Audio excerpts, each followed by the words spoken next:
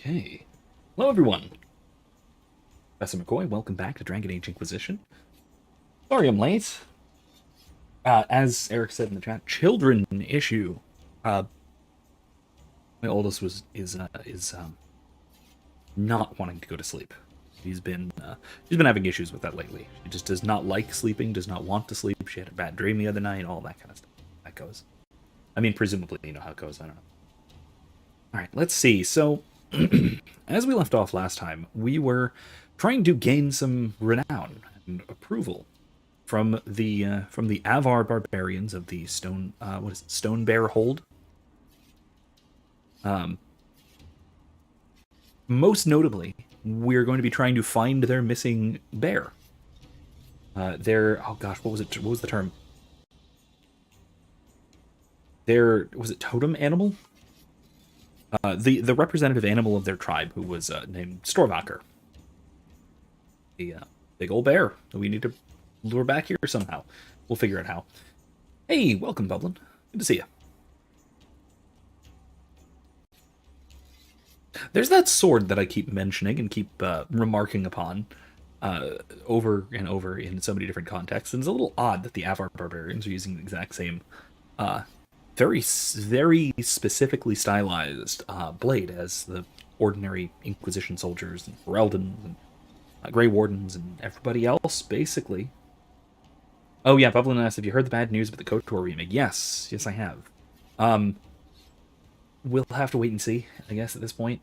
For anybody who doesn't know, KOTOR has been on the slate to be remade, and they've been working on it. They've been working on the mechanics for it and everything for quite some time now, at least a couple of years. And it's been coming along. Last I heard, they were very close to they were planning on having a workable vertical slice of the game at some point, like this year, in one of the cons this year or something, one of the announcement type things. But as of earlier this week, they let go, parted ways with, something like that, two of the lead developers. And the project is on indefinite pause. What this functionally means is anyone's guess. If we're looking at the slate of how Star Wars games have been going these last few years, and by few years at this point, I really mean a decade or so, there is honestly a very real chance that this just never happens now. That said, it could be no big deal. It could just be that the devs, the current devs, the two people that they let go, that they fired, that they parted ways with, whatever it was, that they really just weren't making progress like they should have been, and they're going to bring in new people, and it'll pick back up. Who knows? Fingers crossed. Because I'd like to see it. It is like I've said before. It is one of the most. It might be the best. It's probably the best Star Wars game ever made, and it's one of the best RPGs ever made. But if you've been following our Monday streams, you know that the mechanics are, for a lot of people a major barrier, and I completely understand that. I think we were talking about this either this past Monday or last week or something recently, where it is hard to get into just from a mechanical standpoint. It's very number crunchy, and it's very slow paced in a way that modern games don't tend to be, and so it's rough. And so it's really difficult for people to get into such an incredible game with outdated graphics and outdated mechanics. So an update, even a remake, whether it's a remake or remaster, whatever it turns out to be, hey, if more people get to play it and more people get to enjoy it, especially, because I mean, you can always play it. It's like $2.99 usually on sale on Steam, that kind of thing. So you can play it. It's just, it definitely isn't a lot of people's style of game these days, so I'd love to see people enjoy it. Sheldon says, especially with the physical Switch versions of the original, it's hard to imagine another studio won't pick up such a demanded entry and such a valuable IP. I think Final Fantasy VII Remake is a good model for what the KOTOR remake could be, especially regarding streamlining the combat. That's true, and streamlining the combat is probably for the best. Although, honestly, like I said this last time we were talking about this, I think that Knights of the Old Republic, not Knights of the Old Republic, the MMO, manages to still have this skill based combat that is skill maneuver, like specific. You have this thing, you have that thing, you have the other thing, and it manages to streamline it quite a bit to the point where it's real time playable rather than having to pause quite a lot. Which KOTOR really cemented BioWare's legacy of real time combat with pauses, which we see in Dragon Age Origins, which we see in Mass Effect, the entire Mass Effect trilogy. And it's one of the biggest complaints about Andromeda is they got rid of the pause function in combat, which I agree. I think that was a major step backwards in terms of Andromeda. It's not as great as Andromeda's live real-time combat is. Missing that pause thing where you can command your squad mates, you can select your powers, you can do all that kind of stuff. It's really missing something. So let's see about. Come to test yourself. Yes. How so? Our warriors want your measure. Let's see about this. Bring us an offering, and we'll let you fight Hakkon's trials. Oh. Stonebear Hold would know if the spirits favor you. So would I. Okay. What's the trial? What is this trial, exactly? A battle against our best. Wit and muscle, and steel against steel. Not to death, just surrender. In case you're afraid. Of course not. Although I will say, I have to express my disappointment that the Operon project of the fan-made KOTOR remaster got shut down. It got shut down by I believe it was by Lucasfilm or somebody Disney associated, and presumably it was because they were working on a remake of KOTOR, and they didn't want that as competition out there. But it would have been done by now. Like, it was almost done in like 2017 or something, or whenever it was shut down, and it would 100% have been done by now. And it looked incredible. Like, look up some of the screenshots and things from Operon. That's AP. Let's type it in the chat. It's really, really cool because it was in Unreal Engine 3 at that point, like that. It was amazing. It looked incredible. All of the environments were completely redone. All the character models were completely redone. They kept most of the core mechanics. They kept most of the they kept all of the dialogue and such, and they added some additional elements in. But it was a remaster, not a remake, and it looked incredible. And it was basically a mod. It was a mod for the original game, so you had to have the original game in order to use it. So it was really, really impressive. And I'm just very disappointed that we don't get to see how that would have turned out. But you know, to do. Hopefully the remake does manage to come out, and hopefully it lives up to our expectations. I hope it will. I have good reason to think that it will, because if you're working with that kind of raw materials, for sure, it's hard to screw up KOTOR. I mean, don't get me wrong, they could screw up KOTOR, but the bare bones of it is so good that it's the chances of it being just bad are very low. The chances of it not measuring up to the original, I don't know. I think it's probably going to be at least as good as the original. I think certainly more likely than not. And I think there's a really solid chance that it'll be incredible. So here's hoping. Bubbles is amazing what fans can do for free. Shame it got shut down. Yeah, and I mean, if you just look at the modding community for most major AAA titles, at least the ones that really allow it and lean into and like really steer into it. Look at the modding community for this game. I have a mod list in the description below, and that is most of that are just mods that I had installed from the last time I played this game, like 2 or 3 years ago.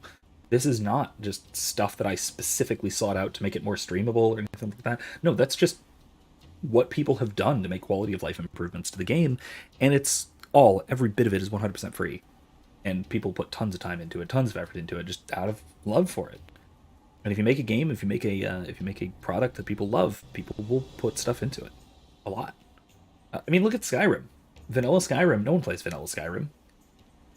Like, really, who plays vanilla Skyrim? Everybody who plays Skyrim plays it modded to hell. Usually in a really good way, sometimes in an absolutely pants-on-head ridiculous kind of way, with Macho Man Randy Savage flying around shouting at people. But, you know, whatever.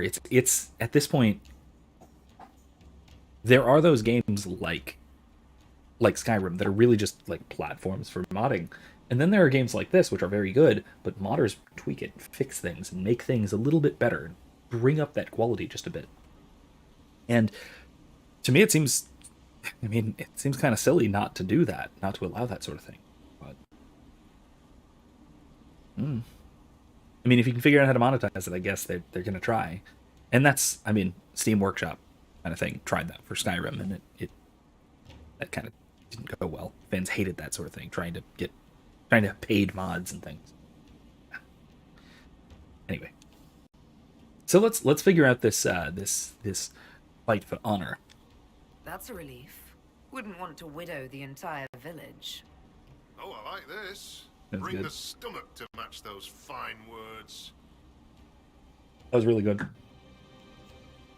Why do you pray to Hakkon when his fanatics cause you so much trouble? Hakkon Wintersbreath could be testing us through those fanatics. He can be a cruel god, Lowlander. He'll favor the victor and no other. Strength to strength. If the Jaws of Hakkon tried to raid us, we'll feed their scraps to the bears. Okay. Can we begin this trial of Hakkon? We need an offering from you first. To honor Hakkon and the dead. Okay, well, Farewell. let me do that. Alright, I need to get to the requisition table at some point, so I can do this. Which I will get around to. Let's see what else. Let's find out about Sigurd, that woman who was exiled, or self-exiled up in the hills. Who's up there living in a hut. Exiled herself, as I recall, from Stone Bear Hold. Well, let's see what that's all about. Any thoughts on this Herald of Andraste business, Blackwall? Why? I just need to know you're capable of higher thought. For my own comfort. Then you'd be better served giving me a word puzzle. You'd do a word puzzle if I gave it to you? Not a chance.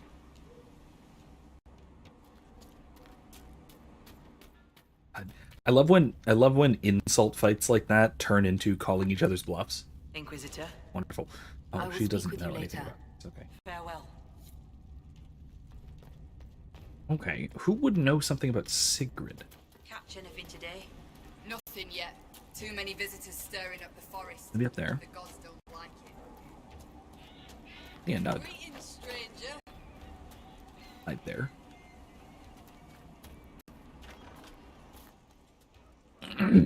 No, guess not. I don't really want to buy or sell meat. Up here and see what's up. What's up? Anyway, sorry. What did I tell you? Lowlanders from the north. Why do they dress like that? Because it's warm where we come from, relatively speaking. Actually, it's not. Skyhold's kind of cold, but relative to here. Although it's a little odd to me in an interesting sort of way. So first of all, that because Thedas is in the southern hemisphere. That is the Dragon Age setting. This continent is in the southern hemisphere of the planet. And so that means that south is colder. It's closer to the pole. And so that north, so places like Tevinter and what's the Qunari Island? Saharan, that's it. They're very warm. They're almost tropical. Lowlanders from the north. At least sort of Why subtropical. do they dress like that? Whereas down here, it's very, very cold. But if you actually look around, this being in this like carved out valley, despite there being like frost and icebergs in the sea just offshore here, it's lush. It's lush jungle almost, and it's because it's this nice sheltered little valley, which is really neat. It's a really cool juxtaposition. Out in the lowlands, aren't you? Herald of Andraste. Many call me that. Helmsdim Rolfson. I trade our goods outside the hold. You'll not find better this side of the mountain.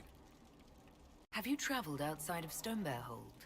Courth Mountain Father provides, but press us, and we'll admit there's lowlander goods we can't craft ourselves. I sell our goods there. The old trader taught me how to read and write, and how to act in your cities. Where does your trading take you? Denerim and Southreach in Ferelden. Leeds and Verchet in Orlais. When the passes are clear, I take our wares to Val Royeaux. Well, Surely you can get a fair price for your goods closer than Val Royeaux. Ah, well, that's truth, but have you seen it? My heart lies with the hold, but I'll die remembering the light on the gates of the sun. One of the most beautiful cities in the world. Everyone thinks I'm mad when I speak of Orlais. They believe I make half of it up. As if I could dream up those fountains and palaces, and those frilly little cakes. Most in the hold call any city outside the mountains prideful or lowlander folly. I mean, I don't disagree, Farewell. but Another time. it kind of is lowlander folly, prideful, and all that, because, you know, it's a... Ooh. Yes, let's get those. Okay. But yeah, a lot of the whole big city type stuff is, well, I've talked plenty on plenty of streams about my thoughts on urban living, especially in the context, in a sort of medieval or early Renaissance context like this, where urban living is nasty. I mean, even still, like, last time I visited New York City, which was like 10 years ago at this point, the main thing I remember was not so much like the tourist attractions and such, it was the smell. Like the Statue of Liberty we visited, really cool. For a cousin-in-law's wedding. Cousin-in-law? In-law's wedding, some kind, I think cousin something. Erica might correct me on this. Beautiful. But the entire city just smells. And I can only imagine that, why am I standing in the smoke? I can only imagine that a medieval city would be as bad or worse, even somewhere as opulent as Val Royeaux. So, she arrives. Oh, spirits. Throng, behold, worthy ones, the woman who blazes like fire and mends the air. What is this? They're not harmful, I don't think. I am the Ogre of Stonebear Hold. I greet you, as do our gods and the gods of our ancestors. Sandra does not like this. It is done. Now come, be welcome. Cousin. But hear I thought so. news of the north. So let's start with this, because that's a heck of a question. Did you just introduce me to spirits? The gods of the Hold clamored to see you. I obeyed. For I'm their voice and their augur. And if I didn't show you off, they'd hound me for months.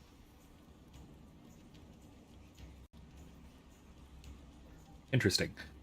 They worship spirits, which are probably not demons, but could be at some point under certain dispositions and such.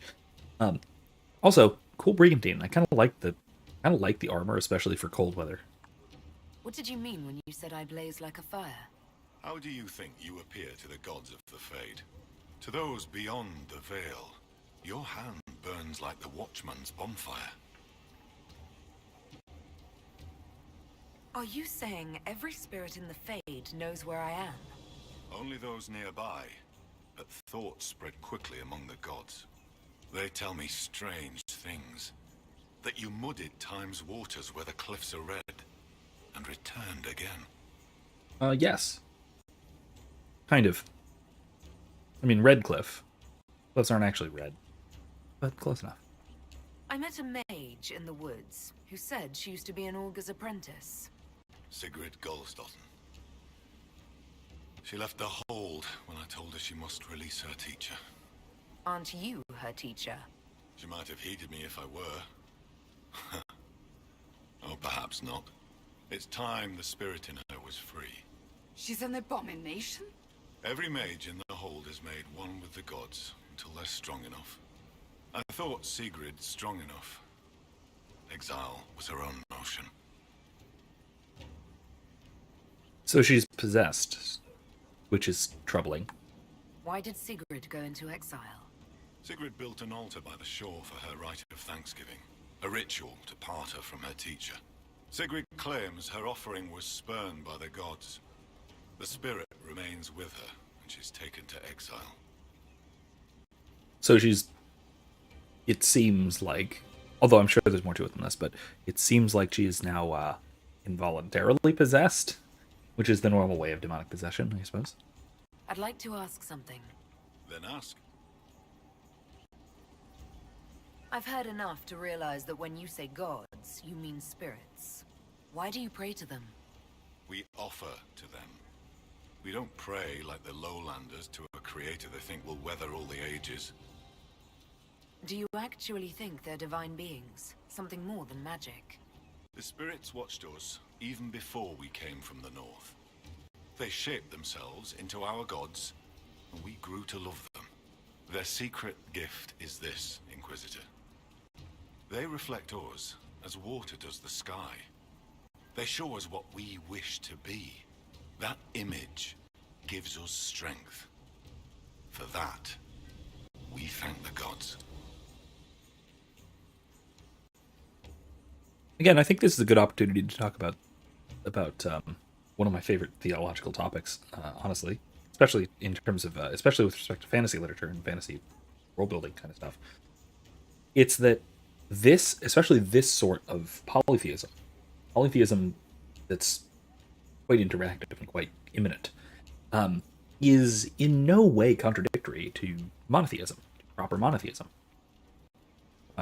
You can have gods like they're talking about, which are spiritual beings, finite, particular, but still beyond us, spiritual beings, even very powerful spiritual beings that merit and therefore receive high honor and praise, and still acknowledge that they are not fundamentally responsible for the existence of existence.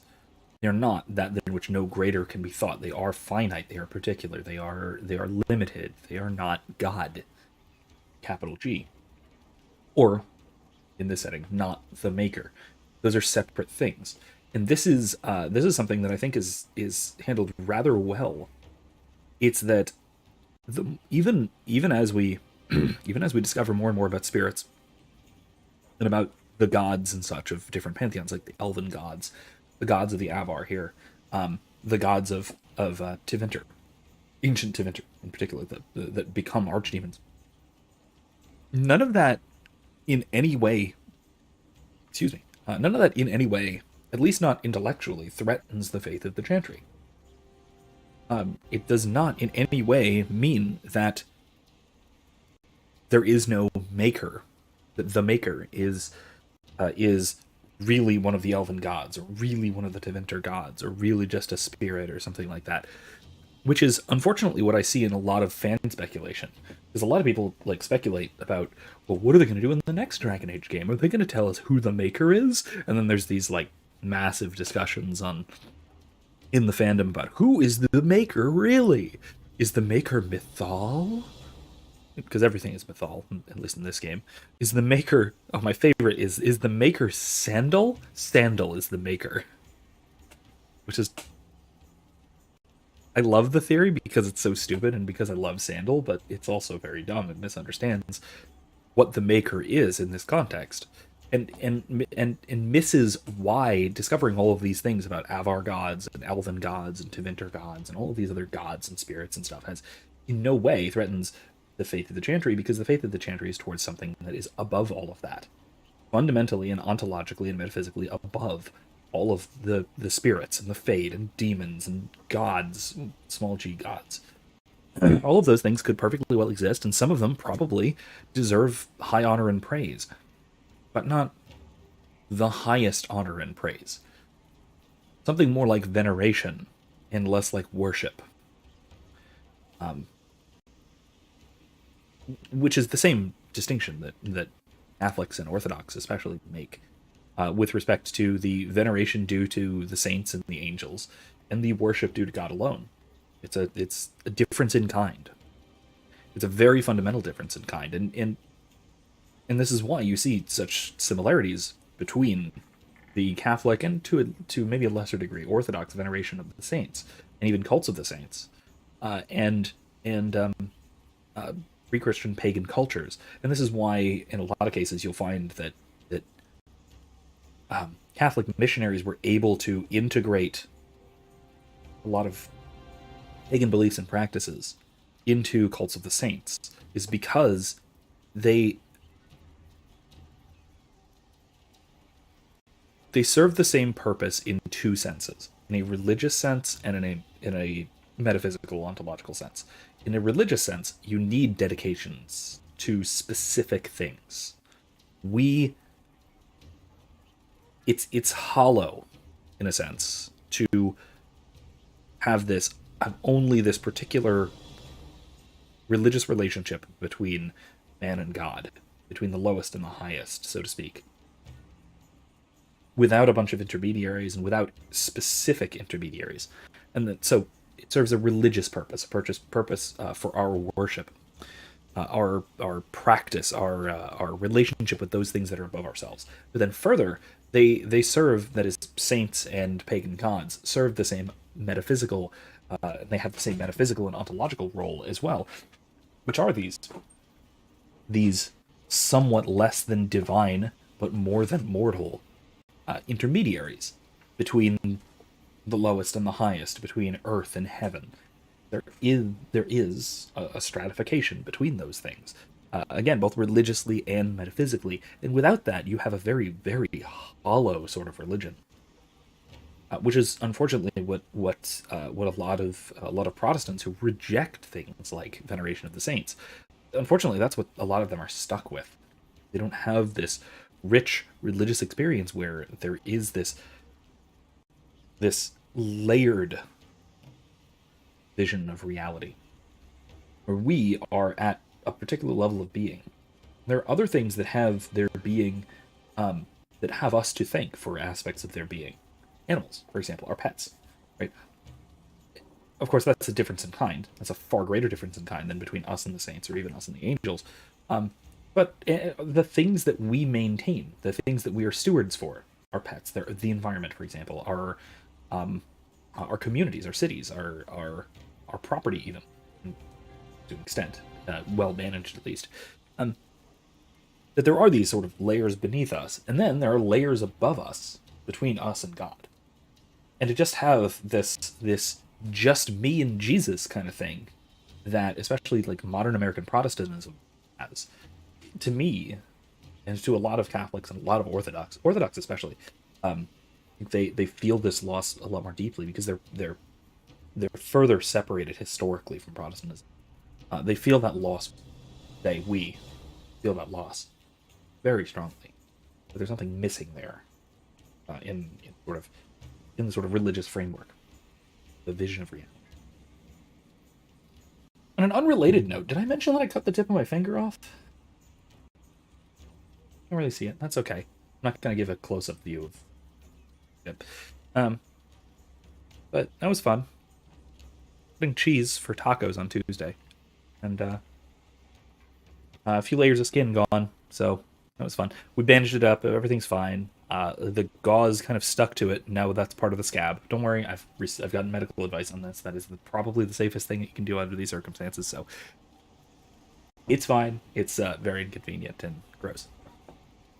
There we go. All right. Let's see what else he has to say. You let spirits possess your mages on purpose. What better teacher than one woven from magic? The spirits in the hold have helped us in this way for hundreds of years. Once a mage masters their powers, their teacher departs, duty ended. Unless the mage is weak. What happens to these weak mages? Their teachers stay with them, and the other gods watch them both, so neither soul turns sick. If one does sicken, or the mage stands in risk of harming the hold, one day, they do not wake in their bed. It is very sad. It is what must be done. So the spirits maintain this kind of peace. It's odd. That's very, very different from what we find in within the circle of Magi traditions.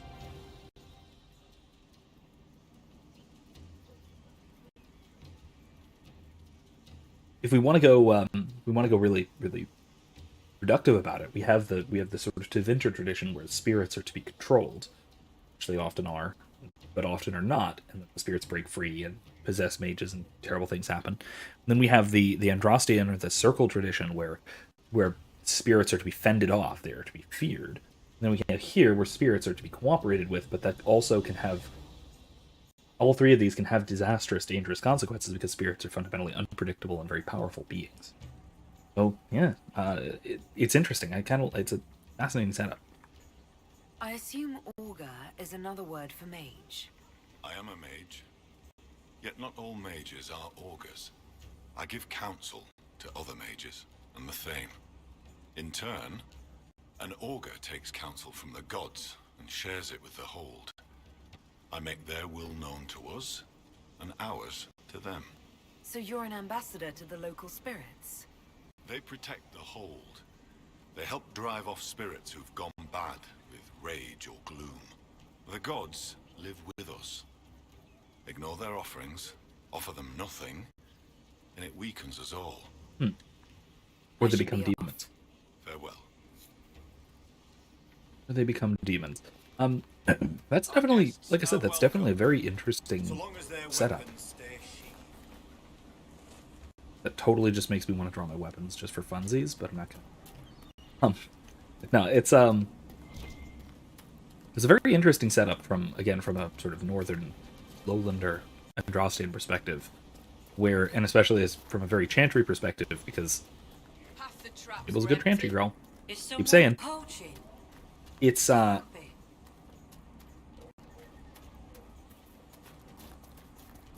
interesting to see the sort of working with mages outlook, but also the danger of that they are very aware of. It's also neat to see this idea of Osprey, or the equivalent. It's neat to see this kind of this idea of religion as a kind of negotiating with the gods, because that's very much. Not very much, but that is one way that at least ancient Greek pagans looked at the priest's role in religion. We get this from, for example, from Plato's Euthyphro, where one of the proposals that Euthyphro gives as to what is piety, what are acts of piety, is to give and to receive from the gods, how to beg and how to give. So it's a kind of negotiation with the gods, giving them offerings such that they will give us things in turn. Now, Socrates kind of rips this to pieces, but he rips it to pieces with an interesting assumption. So the reason that this definition does not work. This is the place the augur said that mage Sigrid tried and failed to release her spirit. It looks like the tools for her ritual are still there. So the reason this doesn't work, according to Socrates, is that if we accept that piety is giving to the gods such that we will receive from the gods, that implies a certain equity between mortals and the divine, which should not be the case. It should be entirely that the gods need nothing from us, and there is nothing that we have that we do not need from the gods. We are purely dependent upon them. They are in no way dependent upon us, if we expect the gods to be perfect, which they should be. If they're called gods, they should be perfect. They should not be finite, limited creatures that are in any way dependent upon us. There shouldn't be anything that they need from us in order for us to offer to them, in other words. In which case, the way he puts it in the dialogue is, man, the gods make off terribly in this trade deal. Worst trade deal in all of history, maybe ever, is us giving something to the gods that they don't need for them giving us everything we are and everything that we have. That doesn't seem very fair. So this is the big problem. This is the big problem that he points out for this particular understanding of piety. But this relies on an almost monotheistic perception or conception, of the divine. That if something is divine, that means it's absolutely, utterly perfect. And a bundle of incense. Offerings for a ritual. Why haven't they been used? Good question. Of course, if this is in a setting more like this, where the gods are explicitly finite, but greater than us in a lot of respects, then this kind of giving and taking, this giving and receiving, this kind of bargaining with the gods starts to make perfect sense as a way of worship, or at least veneration, sacrifice. A vial of lyrium. If you don't know what you're doing, it takes a lot of energy to banish a spirit. Then why is the vial still full? Okay. Take it she didn't try? The grass is trampled down here. A fight? No, I see tracks. An animal slept here for the night. Probably not important then. You sure? An explosion. Scorch marks. Left by magic? I think it's excess energy from stopping a spell mid-cast. Maybe Sigrid never completed this ritual. That's an interesting little tidbit. Particularly as to the sort of mechanics of magic. So if magic includes that there are... What is this?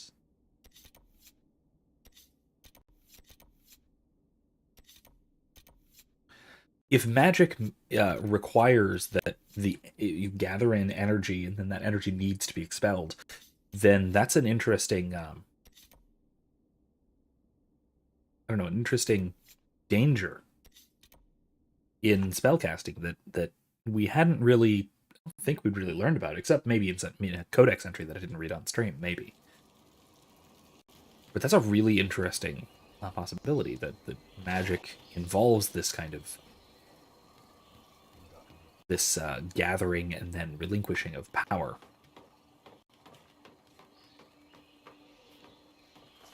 Or, I guess, gathering and channeling of power, I should say. Where's that requisition table? Gotta be around here somewhere, right?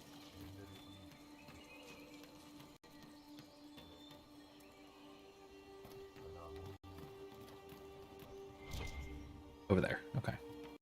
There's one at every camp. So, potions, buried in the mage.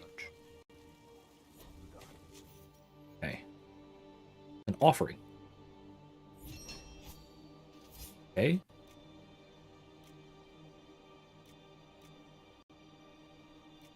I don't need extra power, I don't think. No, I think I'm good. I hit a nerve with the whole murderer Grey Warden business. Are you speaking to me? Yes, you. Blackwall. Or whatever your name is. Blackwall will do. I'm saying I understand wanting to atone for one's actions. No.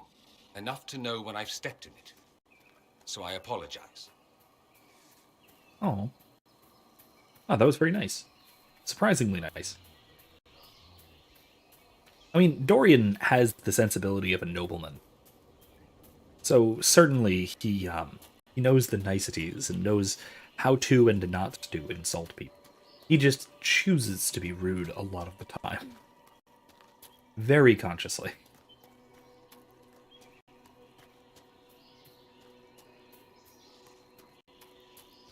Alright, let's see. Let's talk to Sigurd. There she is. Hello. You returned? The Augur told me why you're here. That Chatterjay! What business is it of his to tell that to a lowlander? About the ritual you were performing, Sigrid. I had to burn a proper offering, then let my guiding spirit free. I made the offering, the gods did not accept. Really? I found a bird and incense by the altar. They weren't burnt at all. I brought more than I needed. When I fled, I left everything. You would have needed to take the lyrium at the start of the ritual, not the end. Aye. And so? The vial I found was full. Do you accuse me, stranger? Perhaps it would be easier to confess what happened to a stranger than to your people. So even a stranger senses my shame. I made no offering. I prepared. I began the spell to release the spirit here with me. And? I could not do it. I have no close companions in the hold, no kin. I cannot lose my only friend. You're friends with this spirit. It has taught me with patience and kindness since I was a child. Frightened of the fire I could suddenly call down. The gods change, the gods can die, and yet I do not want to lose the one who loves me.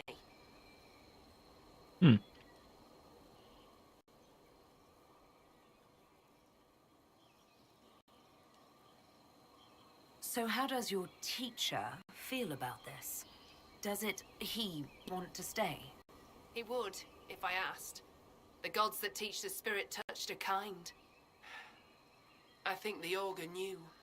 All this time he knew I never cast the ritual. It is not right to stay in pity. I will confess to him. Yeah, go do that. First of all, having an abomination on staff is very dangerous. Second of all, no, do your thing. Don't come and leave your hold so you can join the Inquisition. Join an organization that you fundamentally disagree with and fundamentally disagrees with everything that you're doing and saying and acting and being. Go home. It's for the best. Maybe the Augur will help you release your spirit friend. I do not need his help. I would ask for his advice. Farewell, Lowlander. Alright then. Let's see. Let's deal with this while we're here. I forgot to do the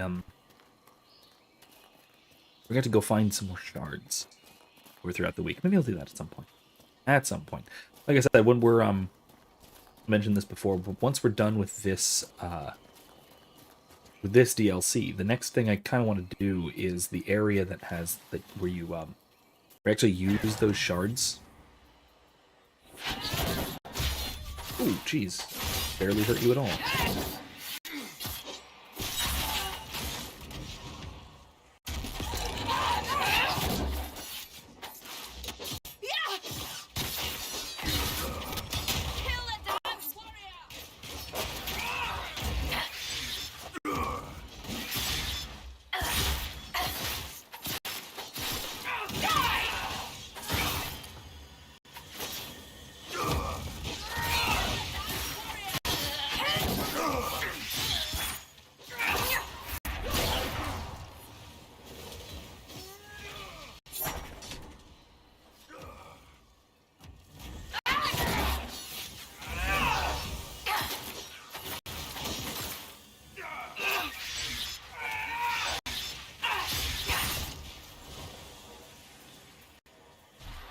Alright, there we go.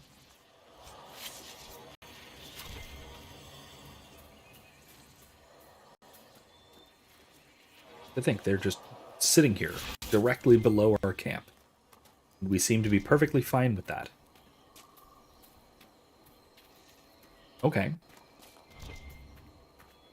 don't know about being perfectly fine with that, but I guess if our scouts and whatnot aren't going to bother with it, I guess it'll be fine. Well, now it'll be perfectly fine because they're all dead, but before that, I mean. Let's see.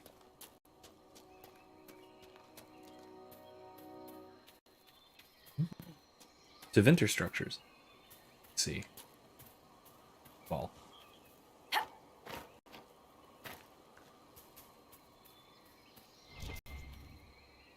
Maybe I do want to fall. I don't, though. I don't want to fall, though. I want to go around. I think. Ooh. Oh, that's cool. Oh no, I've already been basically here. So let's see, while we're here, let's explore this place a little bit. This is certainly something that we're going to have to do. So, might as well have a look-see while we're here.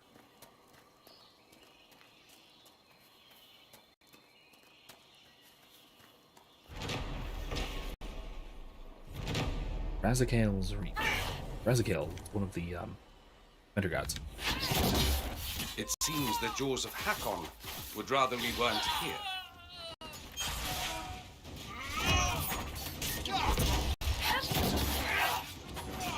Oh, jeez.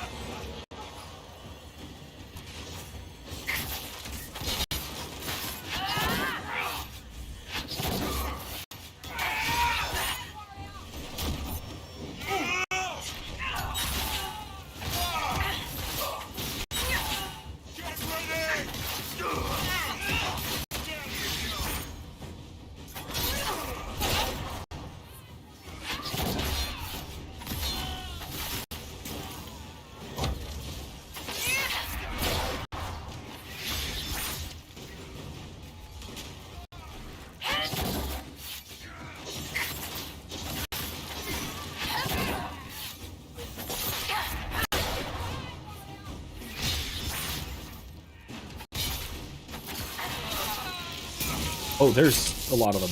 Okay.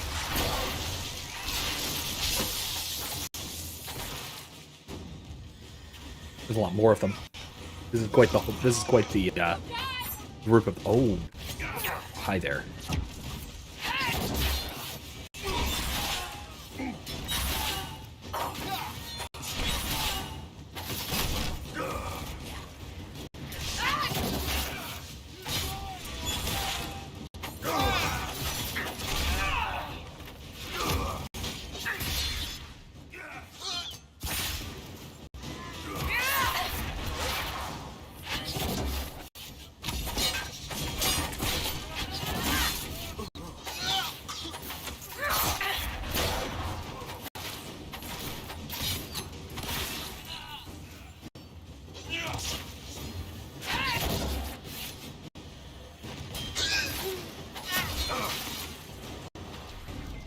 Oof. Okay, that's, I think, all of them.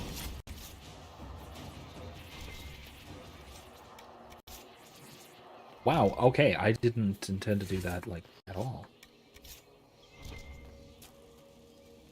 Didn't expect to be getting into a fight that big. Mostly because I guess this is a major plot location. Nope. Can't go in here. Not yet. Later, I suppose. Like I said, major plot location. So this comes up later. Glad we've cleared it out, or at least explored Makes the thing. you wonder about the sad mid-level bureaucrat who thought building an outpost here would be a career boost. Oh god, that makes me realize that ancient Deventer almost certainly was a layered Byzantine bureaucracy.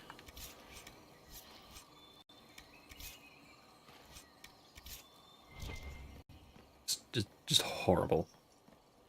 I mean, yes, they were also blood mages and slavers and all sorts of other terrible things like that, but man, to think that they were bureaucrats? Ugh. Horrifying. Disgusting, really. Barely even human. Thinking about it.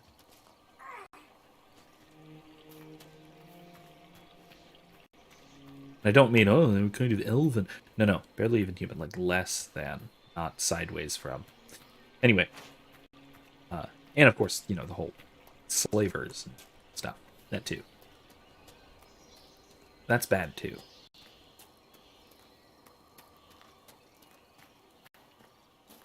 They really go hand in hand, though. Let's see. Some source of creature or creatures down here. Looks like creatures plural. Oh! Well then, that's a big spooter. It's a very big spooter. Let me level up first. And let's see, chasing our passives, huh?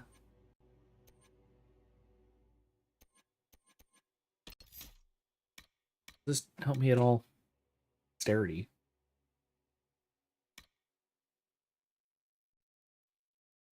If I have poison. They don't actually use poison weapons. Let's go with the archery one. I can bow attack versus T-bones. Let's do that one. Let's go towards that.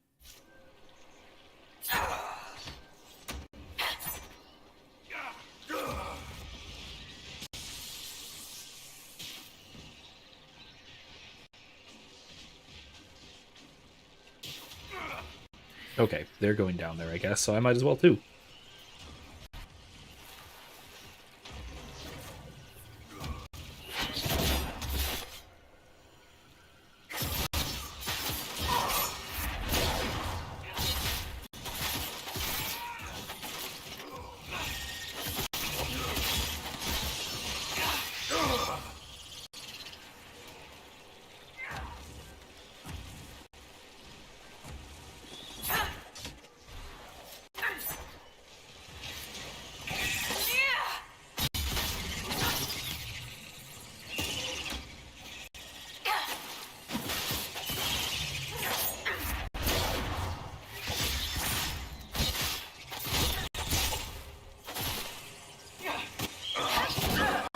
Oh, jeez.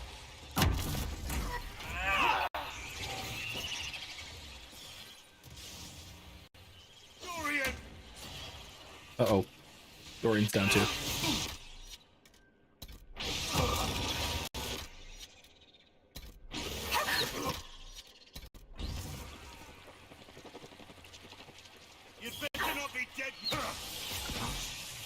One of the animals the Huntmaster described.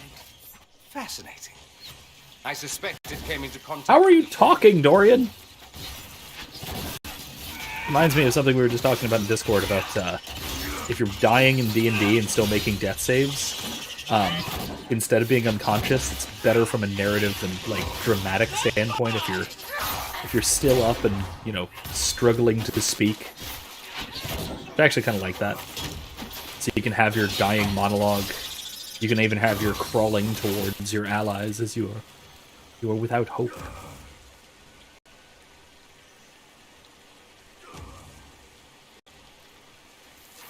Fatally injured, crawling towards your desperate allies. Dying in your dear friend's arms. The usual. Oh, you're up there. Okay, just die a lot. There we go. Problem solved. Great. Is that not it? Poison Spooderland. Another one over here. There's more. Several more.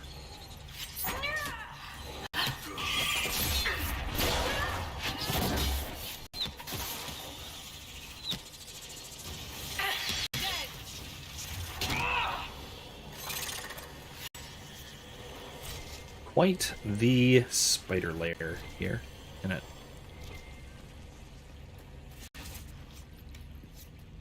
Webbed up corpses. Horrific. Yeah, I actually really like that idea in general, even if it's non-mechanical, even if there's no mechanical difference, it's just you're awake and aware and able to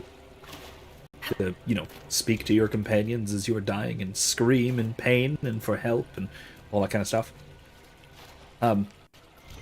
Now the only mechanical difference I could see that possibly making. Ooh, interesting. I don't know what just happened, but I opened the door. The only mechanical difference I could see that possibly making is if somebody takes someone down, just take somebody down, like sneak attack to the back of the head, it could give someone a chance to shout out as they're going down, rather than being silenced immediately. Which, I mean, come on, just play along. If you get immediately knocked out or immediately killed, then maybe not if you get knocked out or killed, but if you knock out or kill a baddie, then they're done. They're not gonna make that last moment scream for help.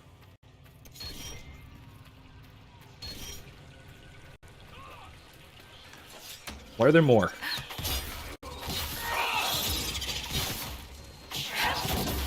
And Jaws of Hakkon too.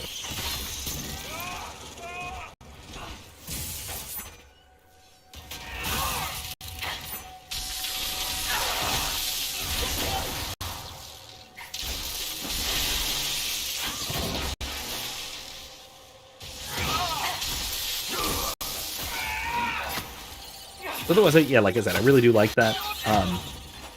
Just from a sort of role-playing and storytelling standpoint, it's really cool.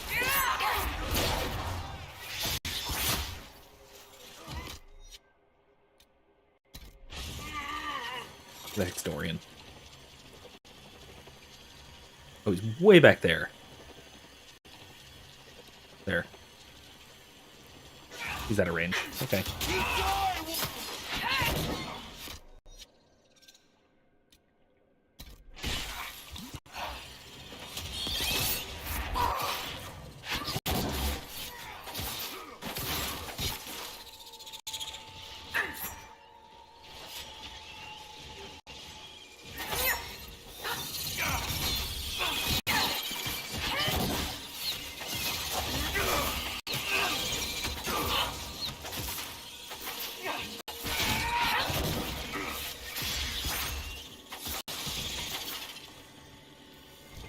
Too many spiders. I've mentioned before that there's too many spiders in this area, right? I've mentioned this. I've whined about this a little bit. Do they respawn too quickly?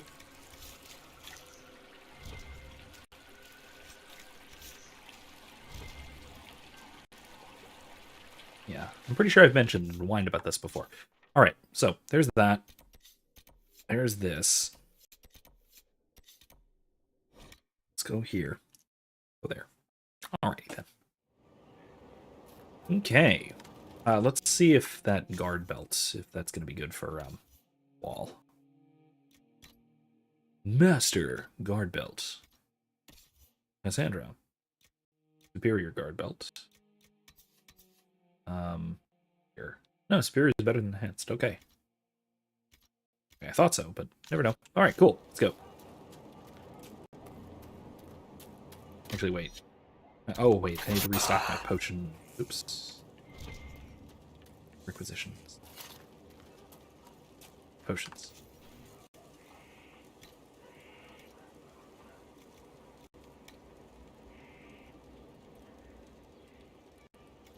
We're good. Moving right along. Anyway.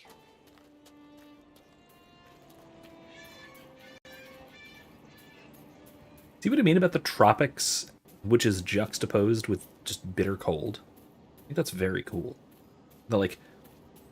This area, because it's this like valley here, where the heat just sort of settles in. What heat there is just sort of settles in. I think that juxtaposes very well with the bitter colds of the mountains surrounding, and even the ocean to the south. The frozen sea kind of thing. It's a really cool combination, and I really love... I don't exactly know how practical this is from just sort of from an ecological perspective, or a meteorological perspective, or whatever. I don't exactly know how practical this is, but it's very cool. It's extremely cool. And I mean, you can always just say, yeah, it makes sense, it's magic. But, I mean, that's boring.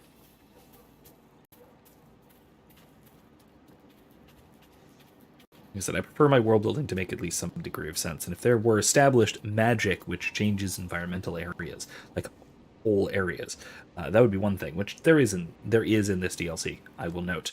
I missed. Very good.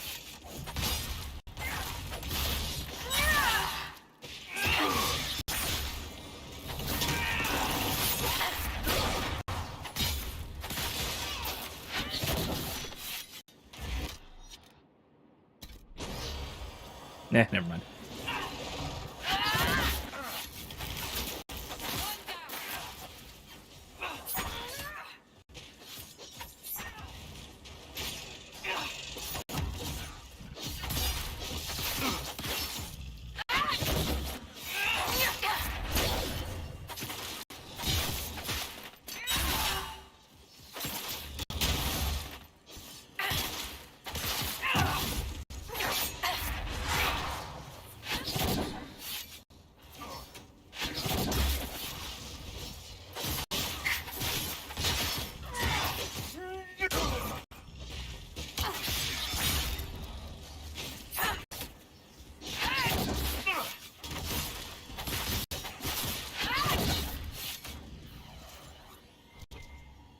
All right, nice.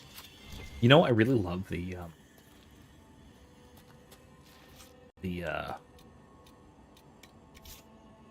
that assassination, whatever it's called. I think it's just called assassinate. It's the assassins basically mark a target and they take extra damage, and then they take extra damage at the end of their extra damage. Kind of cool.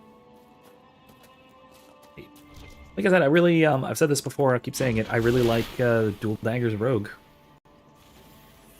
Really do. Let's see, what am I looking for with this? Oh, there's loot. Lucas belt. Cool. Also cool. Useful, but cool.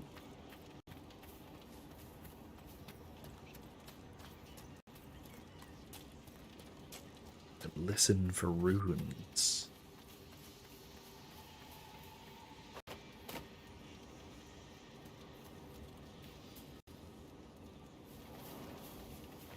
I swear I hear them. I hear a jingle, tingle, a little kind of thing.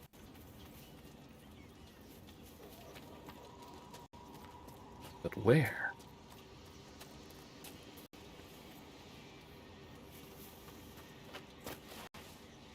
Or is that just the Veilfire making that noise?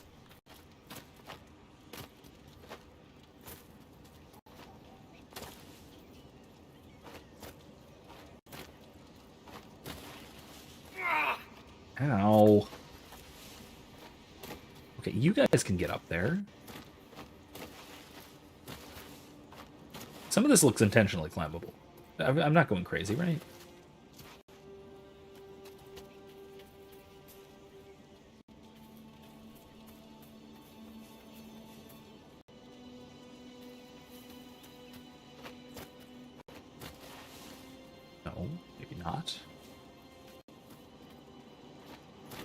Maybe not. I don't know.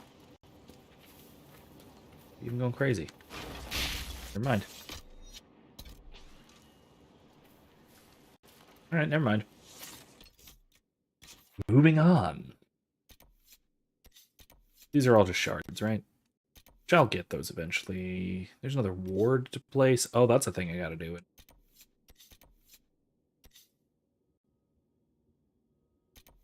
I'll go to that one. I gotta do those over here while I'm in the area.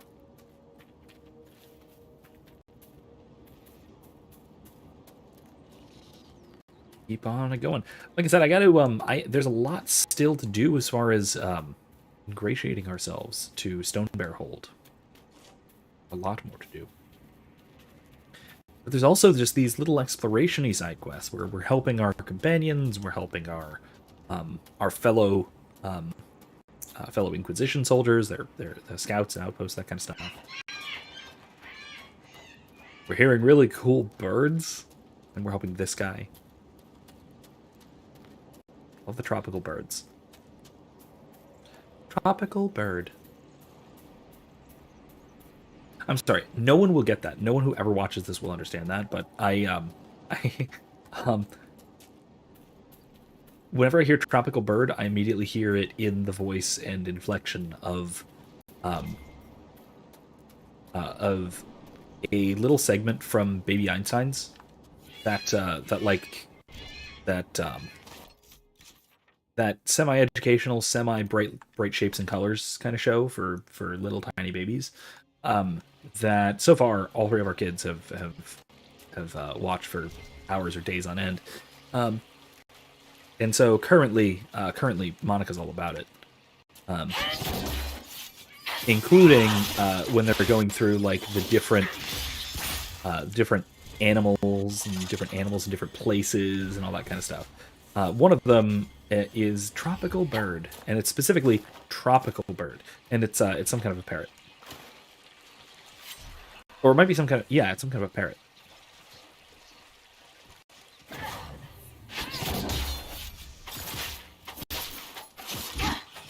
Where'd he go? So I will add that in the lore, one of the like iron unbreakable rules of magic is that teleportation is supposed to be technically impossible.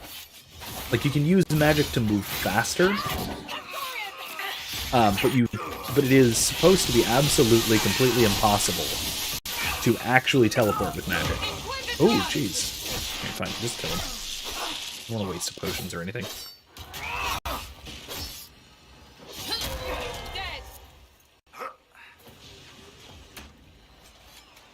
Are you serious? Come on.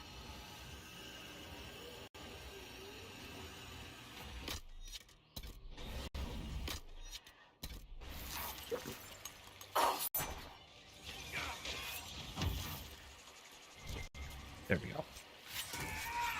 What does Corypheus hope to accomplish? Dorian, you must know. Let me guess, because he's Tevinter. Well, you have better insight into the Tevinter Up there, which means I do have to go past these stupid spiders. than anyone else here. Darling Cassandra, Corypheus is from a Tevinter that's been dead and gone 1,000 years. Whatever nostalgic vision he's selling, it has little to do with my Tevinter. Or his followers, frankly.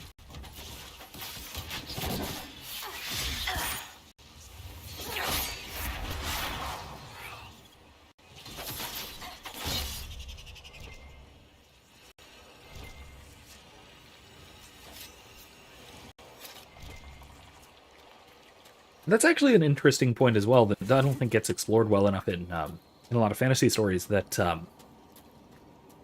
when you have the Dark Lord returns from times ancient past, or that kind of thing, it's very seldom explored the fact that the world is very different. People are very different. Civilization is very different. Even if technology isn't necessarily, and it is to a degree, but not excessively. Even if there hasn't been a massive shift in technology or anything like that, society has changed significantly. So a lot of the goals and such of ancient evils might not necessarily track with the modern world. I know Buffy the Vampire Slayer played with this a little bit. With the demon that could be slain by no weapon forged by man, and so she gets a rocket launcher and blows it to pieces. Because, that's such a great, like, almost anticlimax. It's great. It's fantastic. It's a really good little bit. End of season 3, maybe? I take it 2 or you've 3. met Baron de Mortizan? And you are? Done it, your worship. The Master's scribe. De Mortizan said you were dead. I'm merely late, sir. I was not to return until I'd gathered evidence on the Knox Mortar. The what? You're gathering evidence on a... The Knox Mortar. I was to set out apparatus The dead for gathering dark? information on the beast. Retrieving it proved difficult. Gurguts. If you're out here anyway, your worship, I can inform you that the Baron's pockets are deep. Darkness He of would no death. doubt appreciate any efforts made on his behalf. The darkness, or is Knox darkness or night? I think it's darkness. Darkness of death. What is the Knox Mortar exactly? A skulking beast the Master believes lies somewhere in the basin. That's not very specific. I'm afraid specificity eludes us, sir. Officially, the beast remains undiscovered and unwitnessed. So you're hunting a cryptid. How did you get involved in all this? I've been the Master's scribe these past 10 years. The Baron has made a study of a number of creatures. I'm assured my assistance is invaluable. I at least, I should be going. I'm very satisfied to hear that, that even in a world of dragons and demons and monsters and ghosts and all sorts of things like this, that there is still a legitimate field of cryptozoology. And by legitimate, I mean at least as legitimate as it is in real life. That is to say, probably searching for something real, probably deeply misunderstanding what it is that they're searching for, and taken seriously by precisely no one. I love it. It's because of course that would be a thing. Of course it would. Why would that not be a major field? I mean, honestly, the only reason that cryptozoology is distinct from just zoology is because our world is very, almost thoroughly explored today. Like, our actual world. There is very little left to discover.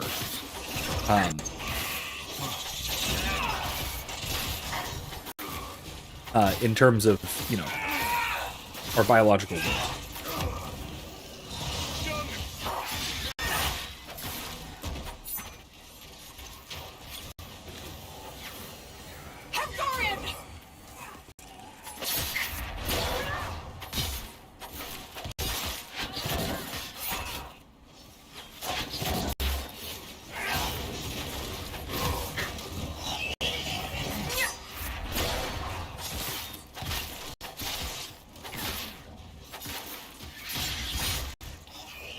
Right.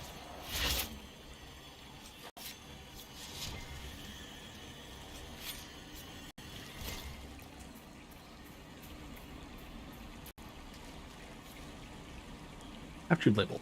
A have-to label links to the apparatus. Remaining text is blurred beneath the code of rule. This attempt, recorded for posterity at the behest of, would be lost in the endeavor. Forward to the property of... in my mouth. This, whatever it is, it must be what Dalmortizan wanted.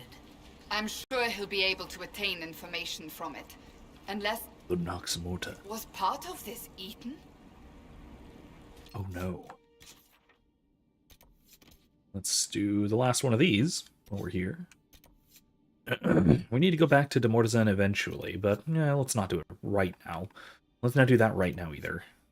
We'll find Storvaker eventually as well, but let's do this first, and then we'll head down to Storvaker. We're trying to find Storvaker. I mean, honestly, my my thumbnail has promised bears, so I have to deliver bears.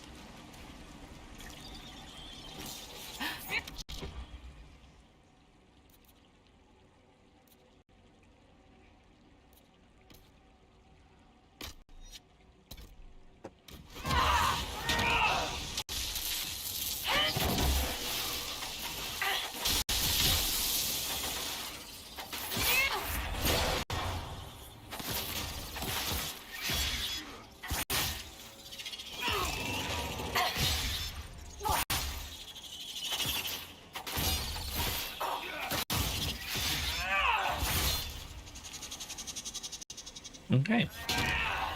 You did not need to do that, Cassandra. You really didn't. Spiders are way over there. was able to see the silverite literally underground. Cool deal. Hello. Oh, you're a bog fisher. Hi there. I love those things. They're very cool.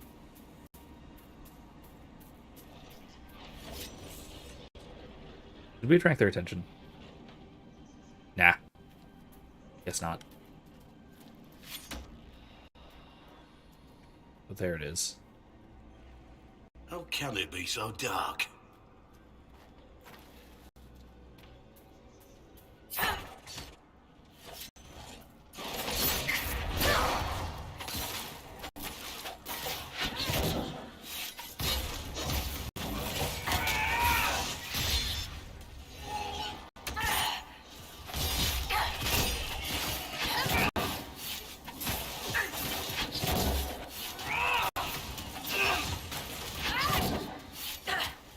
Ow.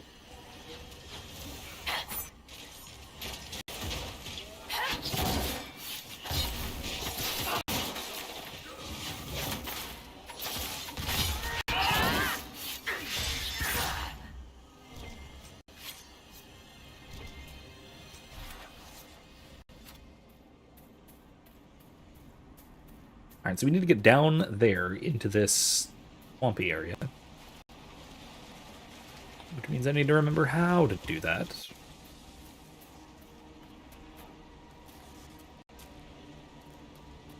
Come on, guys, really? There's Inquisition soldiers, like, right here.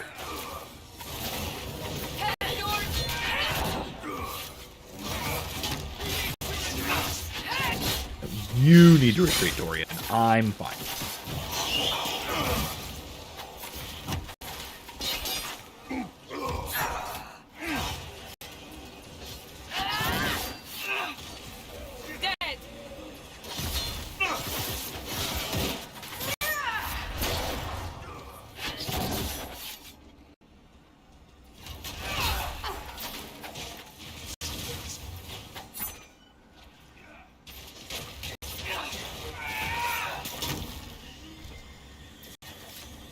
There we go.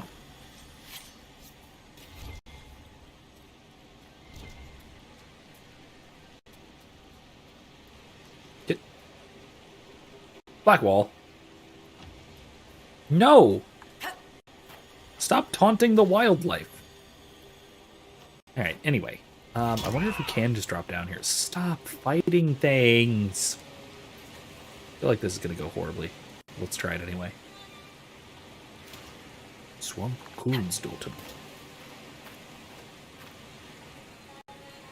Getting out of here is going to be a huge pain, but that's fine. We'll be okay.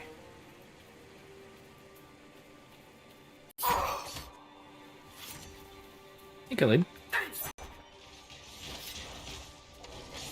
As where I am in the game these days, I'm not. I wouldn't say it's the final map. I'm taking a step away from the main story. For this, which is one of the DLC campaigns, Jaws of Hakkon.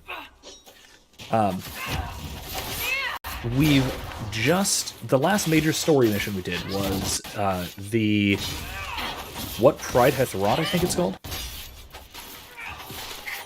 which is the one where you track Corypheus to the ancient elven temple of Mythal, to either you or Morrigan to drink from the Well of Sorrows, gain the ancient knowledge of Mythal, and all that stuff. I had Morrigan drink, because I wasn't going to do something like that. Should be enough for the offering. Colden's son has lost enough. We shouldn't allow him to lose his name. Huge corpses. Give it to Finn. Kind though that may be, it bends the laws of their tradition. It's something to consider. I'm considering that. I'm leaning towards doing that, in fact. Yeah, I'm actually... I wouldn't say that I'm in... So, like I said, I wouldn't say that this is the sort of one of the last areas so much as it is... a rather large detour from one of the last areas. Because we still do have some side quests and things to do, obviously, and we do also still have some a couple of major main quests to do. We still have to figure out a way to defeat Corypheus's dragon with Morrigan. Then we actually have to go and fight Corypheus. So there are I think there's 2 major story missions left. After this DLC, and then after whatever other side quests we wind up doing. Ooh, cool. Someone's used these bones in a spell. Were the Jaws of Hakkon? I'm shocked I've never seen this plant before. It's so melodramatic, half the Magisterium should be growing it. The giant thorn vine things? Yeah, absolutely. I could totally see, like, Adventure Magisters just loving this stupid plant. Like, having it coiling around their wizard towers and such. Kyleen says, having Morrigan drink is an interesting idea, but I keep feeling like it's, that's her and Flemeth's plan all along. In every game, they've been one step ahead. Maybe. However, her reaction to Flemeth, which we have not gotten to yet, so I won't spoil exactly details, but her reaction to Flemeth after having drank from the well is shocking. Men fought a beast to shocked, more than shocking. Perhaps they have our bear. If the bear's not dead, it must be nearby. She's utterly shocked and appalled and horrified by every moment of that interaction, which we'll see probably in a few weeks. It's coming up soonish. And man, I can understand why. That I mean, it does. I think it doesn't. I wouldn't say that it goes right into Morrigan and Flemeth's plans, but I definitely think it goes right into Flemeth's plans. Like, I don't think that Morrigan was in on that part exactly.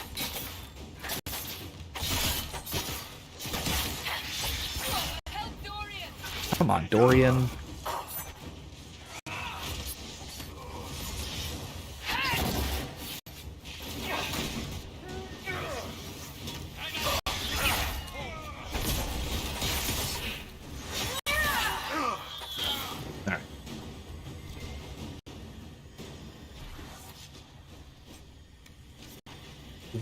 And that's Flemeth's doing, and I can I'll tell you more, but it'd be a spoiler.